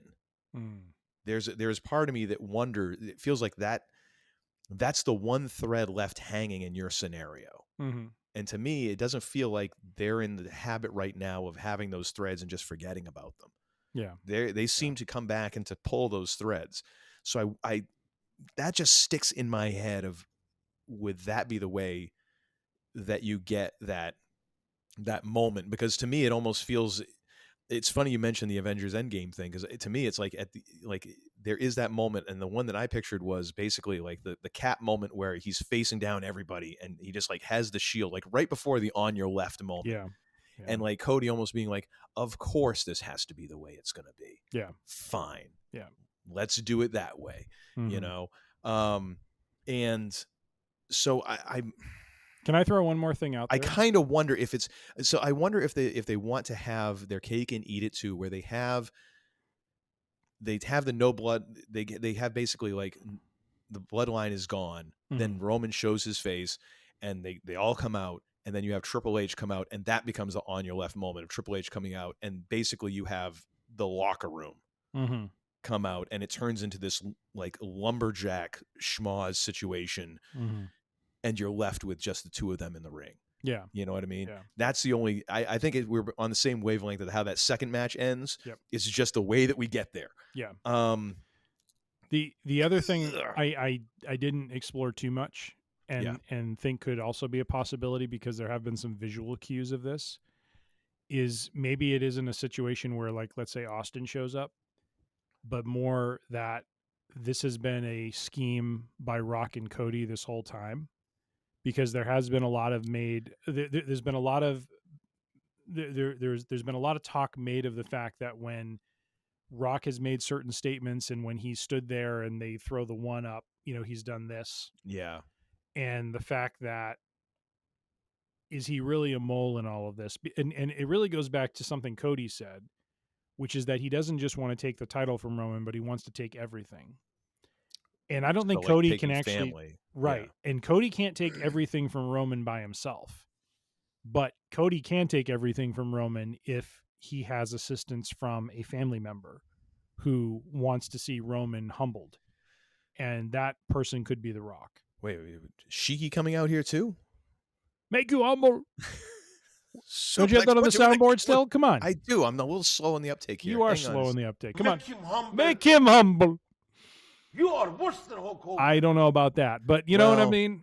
I think we can all agree that Roman is. But that also could be a very, still kind of an Avengers Endgame sort of thing. Because again, the idea is, and you've when I floated some of these theories to you, you've come back and said, yeah, but that seems cheesy.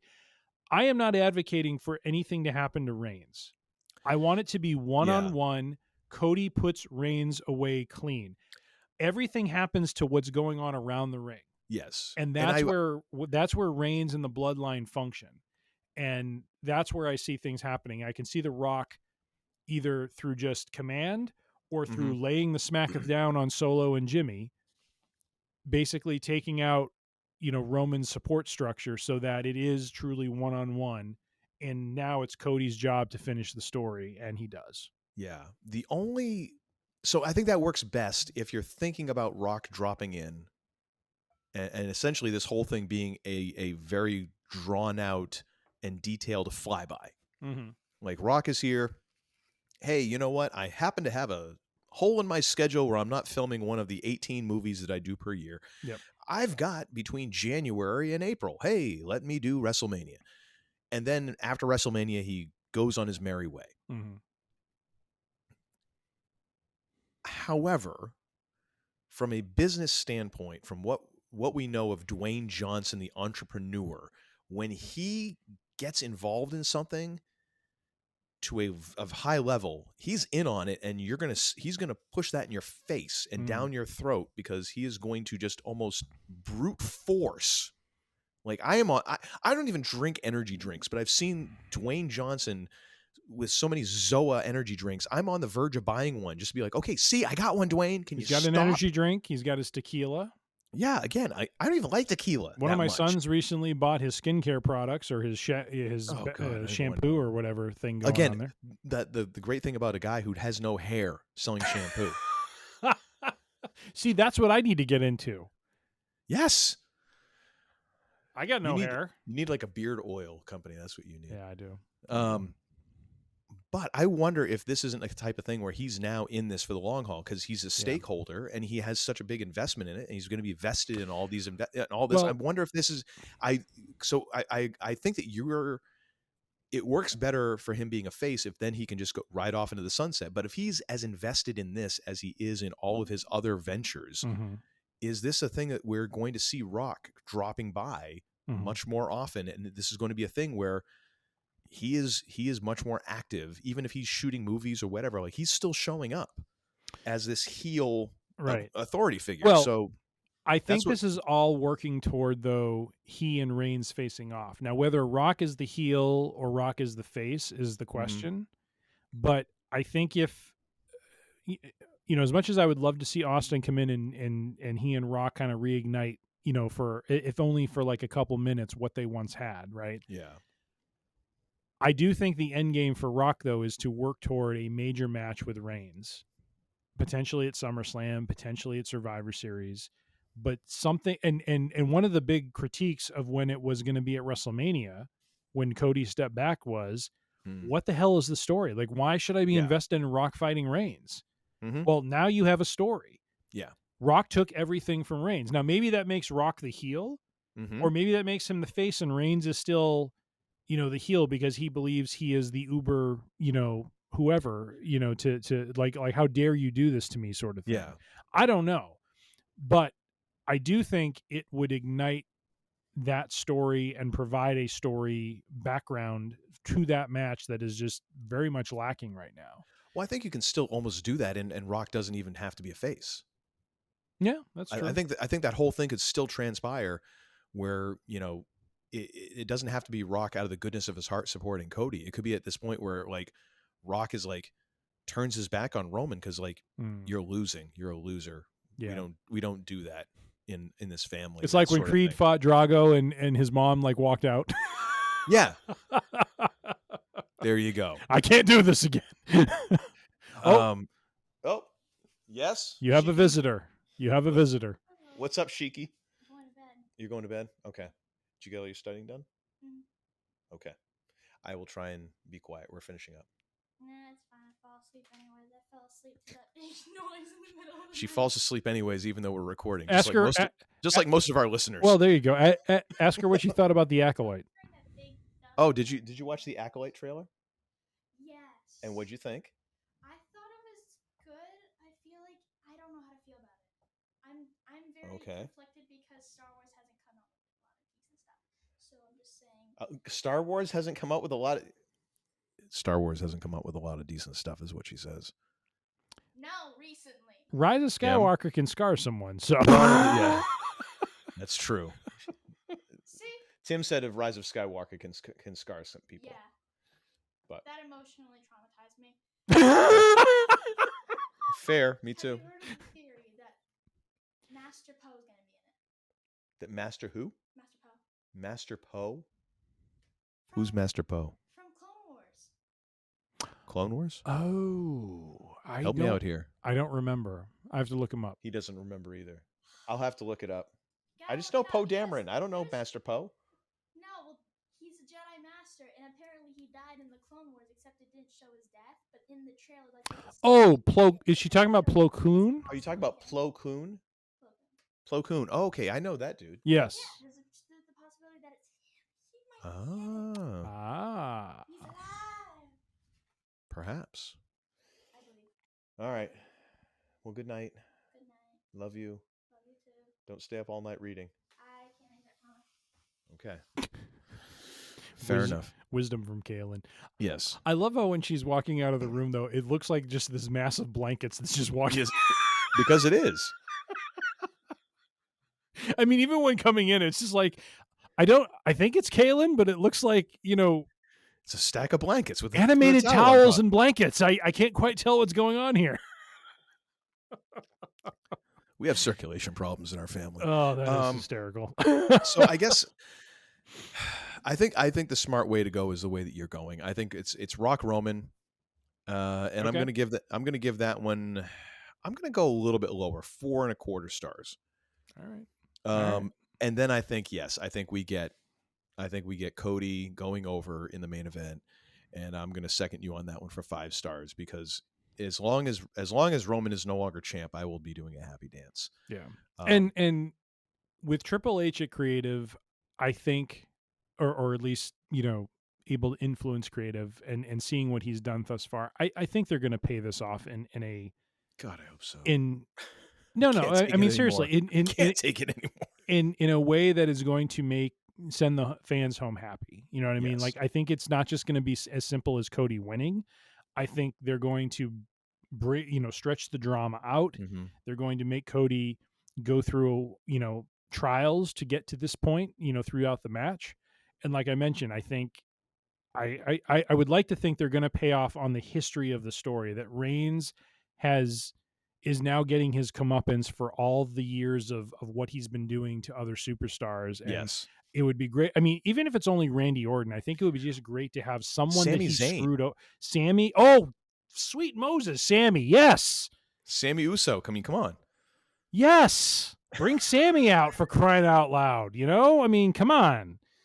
I mean, there's so much they can draw from. It only makes sense to do that. And Roman turn Reigns, this is your life. Indeed. And he loses because of it. All right. Well, looking at our picks, we only differ on a couple matches, so this is going to be interesting. What's going to happen with Paul Heyman? Is he going to be back on Raw like the next week? Like, Excuse me, Mr. Rhodes, I'd like to. I'm not an advocate, nor am I a wise man. Here's my resume. I'm looking for work. Wouldn't it be apropos if like Rock stays heel that like Paul like hooks up with him? No, actually, it would be great. Give Paul a few months off. Maybe encourage him to have a salad or 3. I do worry. I do worry about his health sometimes. My God, we need Paulie. We need him. We need him. And then bring him back with CM Punk. Because as we all know, and amen on that, my friend. As we all know, he is his rabbi. So he is. I did love how he describes that. He's like, I never stopped being his friend. I never stopped being his rabbi. I'm like, okay, that's one way to put it. Mazel tov. All right. So the only 2 matches we differ on is the tag team championship 6-pack tag team ladder match, which we could both be so off on. I totally 100%. Schnookered you into that. 100%. The women's championship match. Yeah, we might need to come up with another metric to like decide how this is going to go. Well, I think it's good we have the star ratings in there because I think the quality of the match will hopefully be the variable that will. We're not even that far apart on those. We're different. Right. We're different. Okay. So, all right. The other possible matches that I found: WWE Women's Tag Championship match, Kabuki Warriors, which is Ahsoka. Oh. Did you hear what Goldberg had to say about? He's Dude, like, yeah, they had some. I've lost a ton of respect for him after that. Gosh, if I hadn't already, I mean, it's like, I'm sorry, someone who can actually work a wrestling match without ending someone's career. Yeah. So, Asuka, my apologies. Dope. Asuka and Kairi Sane versus Bianca Belair and Naomi, with potentially a Jade Cargill run-in. So, I mean, I don't know if we have to pick these though. I mean, no. I mean, you know what? Because I have no idea if they're going to be added to the card or not. The thing is, we can always do a last minute throw these in, and we'll add our ratings in and an addendum. It's a living document. Yes. Oh, gosh. It's a living document, as you know. Jimmy I would Dice. Say Yeah, sure. Yeah. Seen, felt, smelt, and dealt. All right. I can't wait until we have Jimmy Dice on in video because he's already promised me. Because I was like, you do remember this is on video? He's like, oh yeah, I'm gonna wear the same thing I wear for Scruffies. You won't be disappointed. Which frightened me so much. I was like, just remember to wear the pasties. All right, this is a family show. Sweet Lord. Good Lord. The other match, as we alluded to, was especially when we talked about the tag match, was the potential for an LWO versus Legado del Fantasma match. Which is weird because I mean, are you trying to then? I could totally see this. Like, are you trying to in a Judgment Day meltdown? Are you trying to kind of bring Dom into that world? Yeah, that was strange. And try and add a little heat there because I mean, let's face it. I mean, but there is video at his own wedding of Damian Priest leading a boo when Dominic grabbed the mic to address the crowd, which I thought was hysterical. Oh, it's awesome because God bless Damian Priest for that. Well, I think he would have gotten booed no matter what.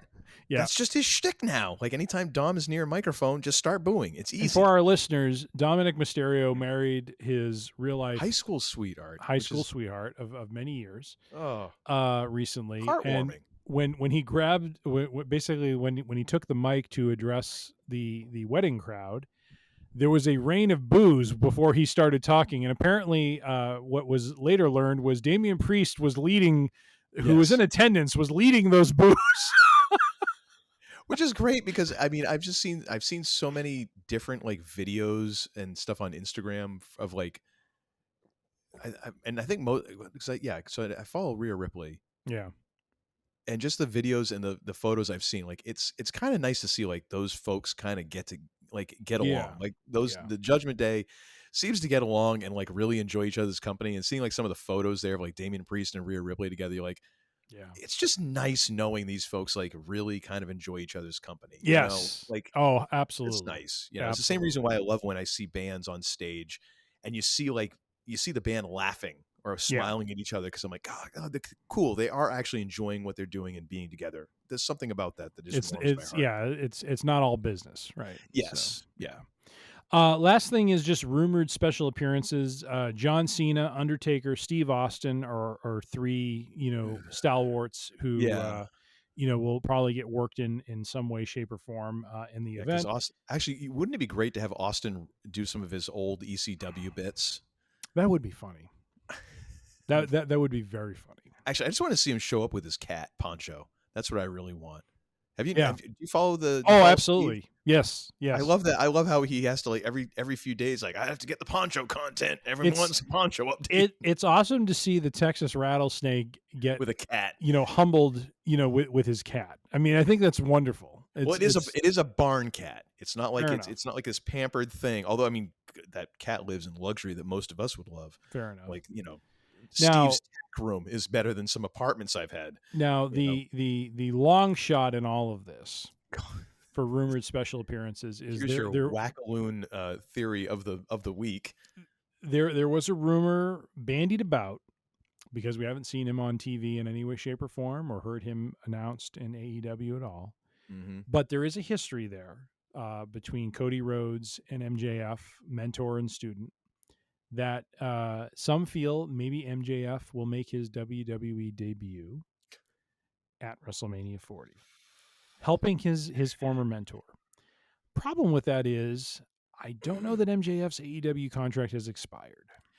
Well, okay. Well, two thoughts on that, because yes. I thought I did remember his contract being somewhat of a nebulous issue.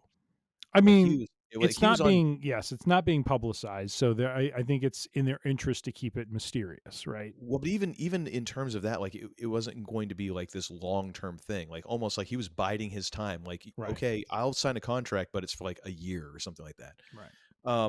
The other thing being, even if he did show up, Tony Khan is pretty much neutered, even as the head of his own company. What's he really going to do? Mm-hmm. Especially considering what other stars do you really have, Tony? Yep.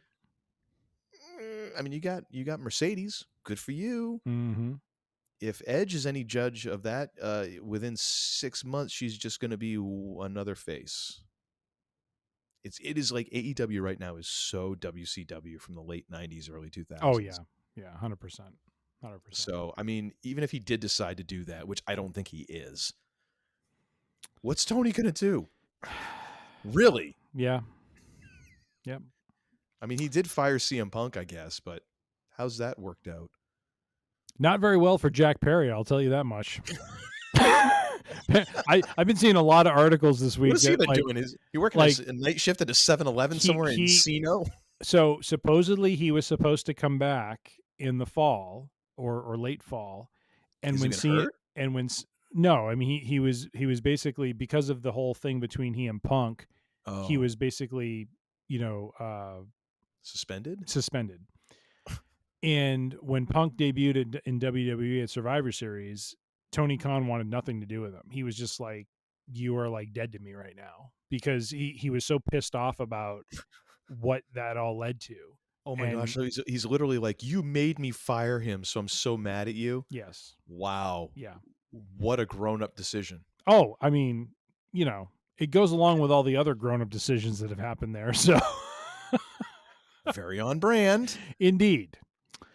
So I think that wraps up our WrestleMania 40, as Clubber Lang would put it, predictions. Pain. Oh, it will be pain if Roman Reigns retains out of this thing. The cream of the crop rises to the top. If Roman retains, what objects do you think he's going to get showered with? I wouldn't put it past someone manages to sneak a 72 Buick Skylark bumper in. Somehow huck it from the upper levels of Lincoln Field. It's Philly, man. Everything's on the table. Absolutely. Stranger things have happened in Philly, so Oh my God. It's are they doing a WrestleMania host? Is that just we've quietly done away with that? I haven't heard one announced, but it wouldn't surprise me if Punk is at least part of that. No, you know who we need to get? Who do we need? Sandman. And he can do the full version of his entrance from the upper level of Lincoln Field. How many with beers a beer can in my hand, ladies and gentlemen. So, yeah, how many beers can he drink from the upper levels by the time he gets to the ring? Hey, if That the would moon be- was made of green cheese, would you eat it? It's Chicago.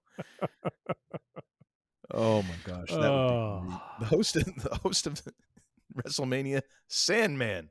Good Lord. And he's on the floor. Okay, the backup is Tommy Dreamer. Come on in, Tommy. Good God. Oh. All right. Well, that is the preview. So is. apparently it's going to be like a 4-hour show when we actually review this son of a bitch. It's going to be rough. So what do you got for 2 parts? What do you got for and another thing this week? And let's be quick about it. I will. My and another thing, to be quick. Nate Bargatze. He is a stand-up comedian who I was first connected with through Saturday Night Live. He was a host in October. Mm-hmm. Absolutely hysterical. Ironically, wasn't he the dude who did the George Washington thing you kept on talking about? Okay. I knew he sounded familiar. And that is, in my mind, the beauty of his comedy is he doesn't have to get crass. He doesn't have to get into dirt humor or swearing or anything like that. He's just very relational in the way he does his comedy. Mm-hmm. And so I watched Friday night on Netflix his 2019 special called The Tennessee Kid. Very funny. Very funny. And again, same sort of thing. He's just talking about family and talking about, different topics, but doing it in a very, like relational way that you can kind of connect with.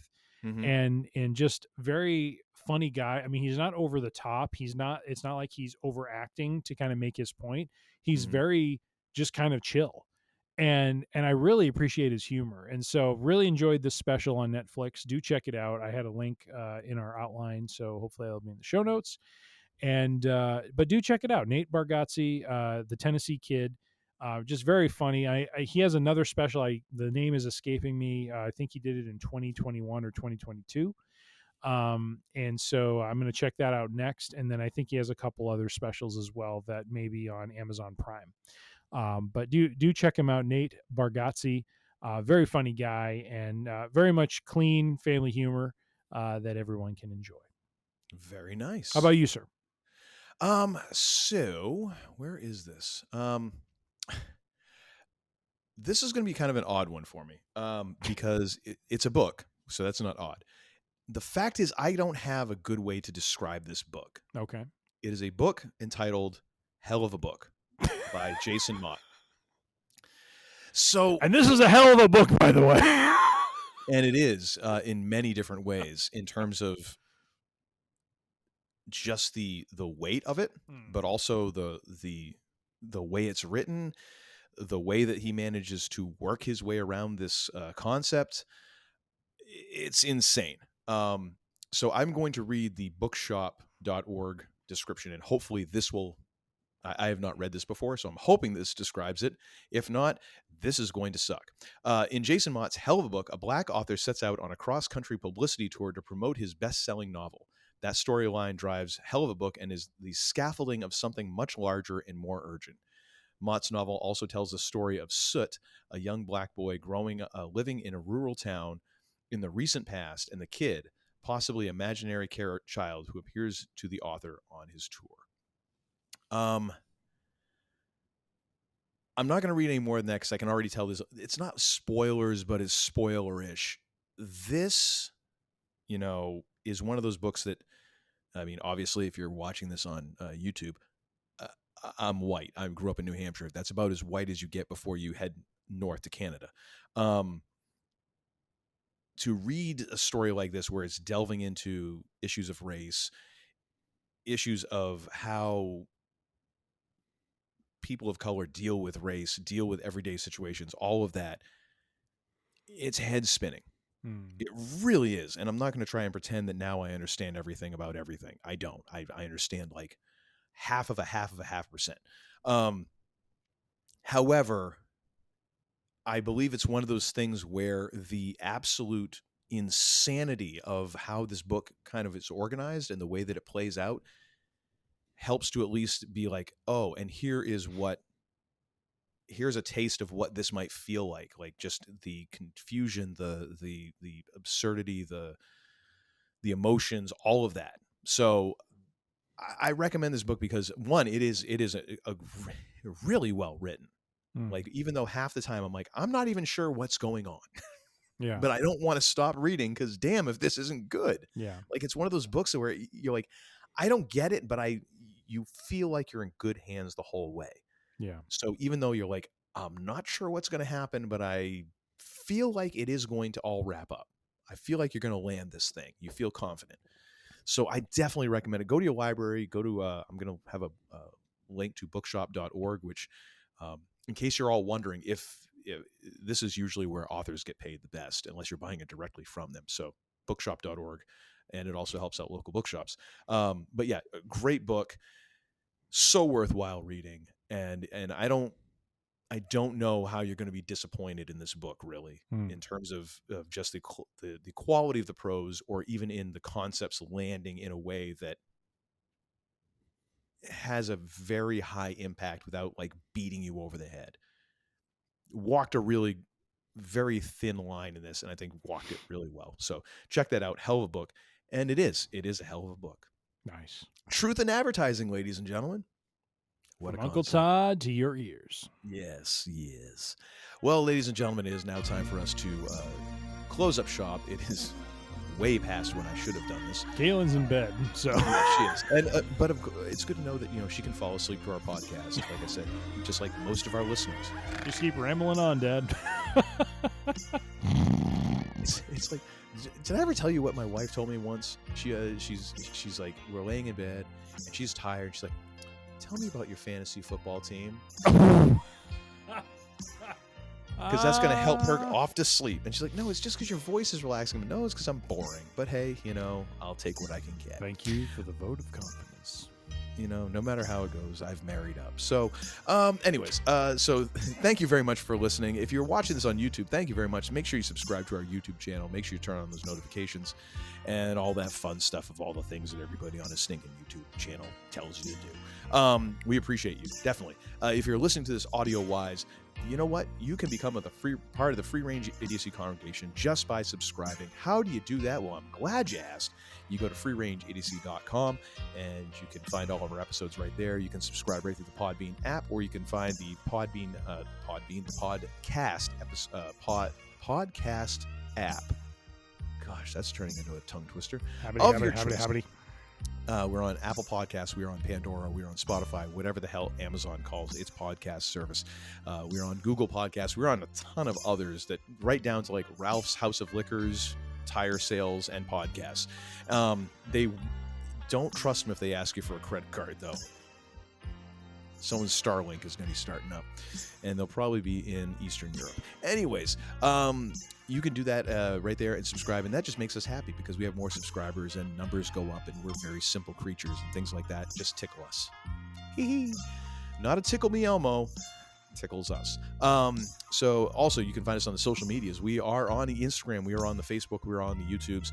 All of those are at Free Range Idiocy. If you have any thoughts, questions, concerns, or suggestions for a show, or if you just want to tell us, hey, stop talking about wrestling, the man they call Tim will answer those. You send those to Tim at freerangeidiocy.com, and he will tell you, no, we are not going to stop talking about wrestling. But thanks for your input anyways.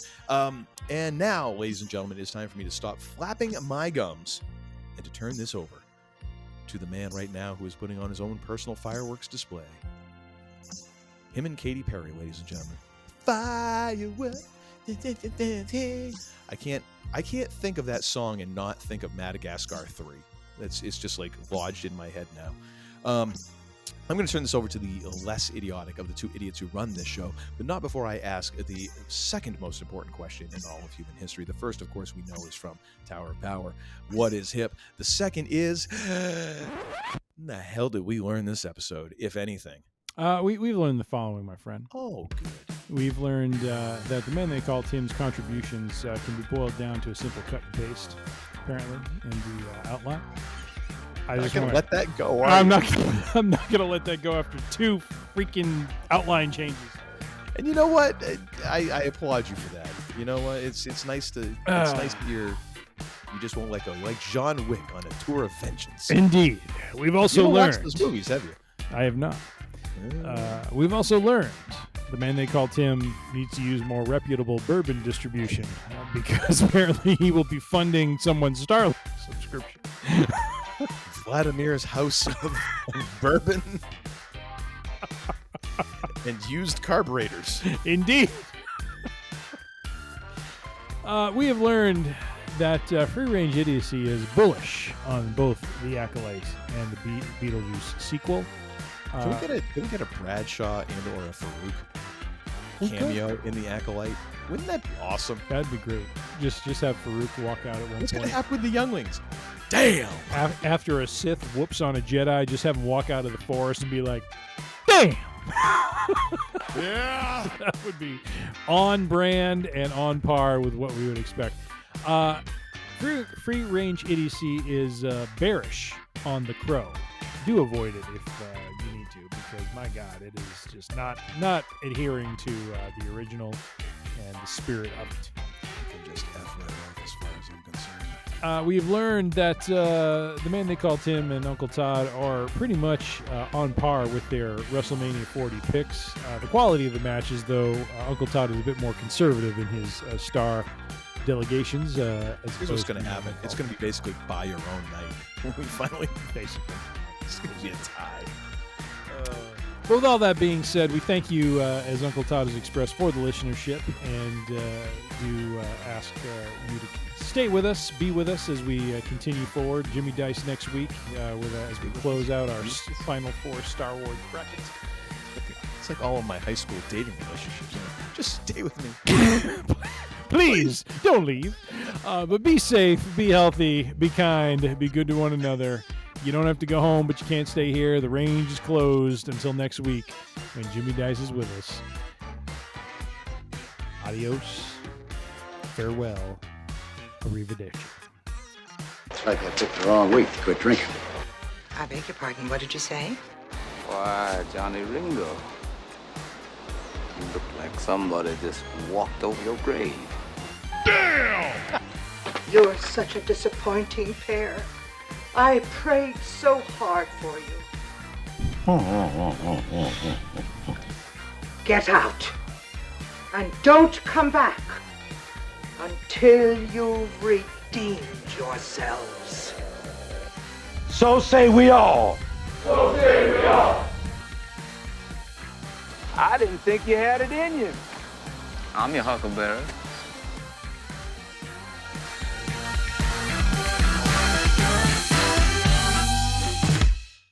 I keep waiting for you to like add a song in. Like you can like, set them out. Always look on the bright side of life. See, there we go. Bingo. We got it. And we just lost all of the listeners that we had. They're like, that's it. I draw the line when they start singing. Done. No, when they start whistling. True. Yeah. Good God, what do you put my ears through? Fair enough. Now get the hell out of here!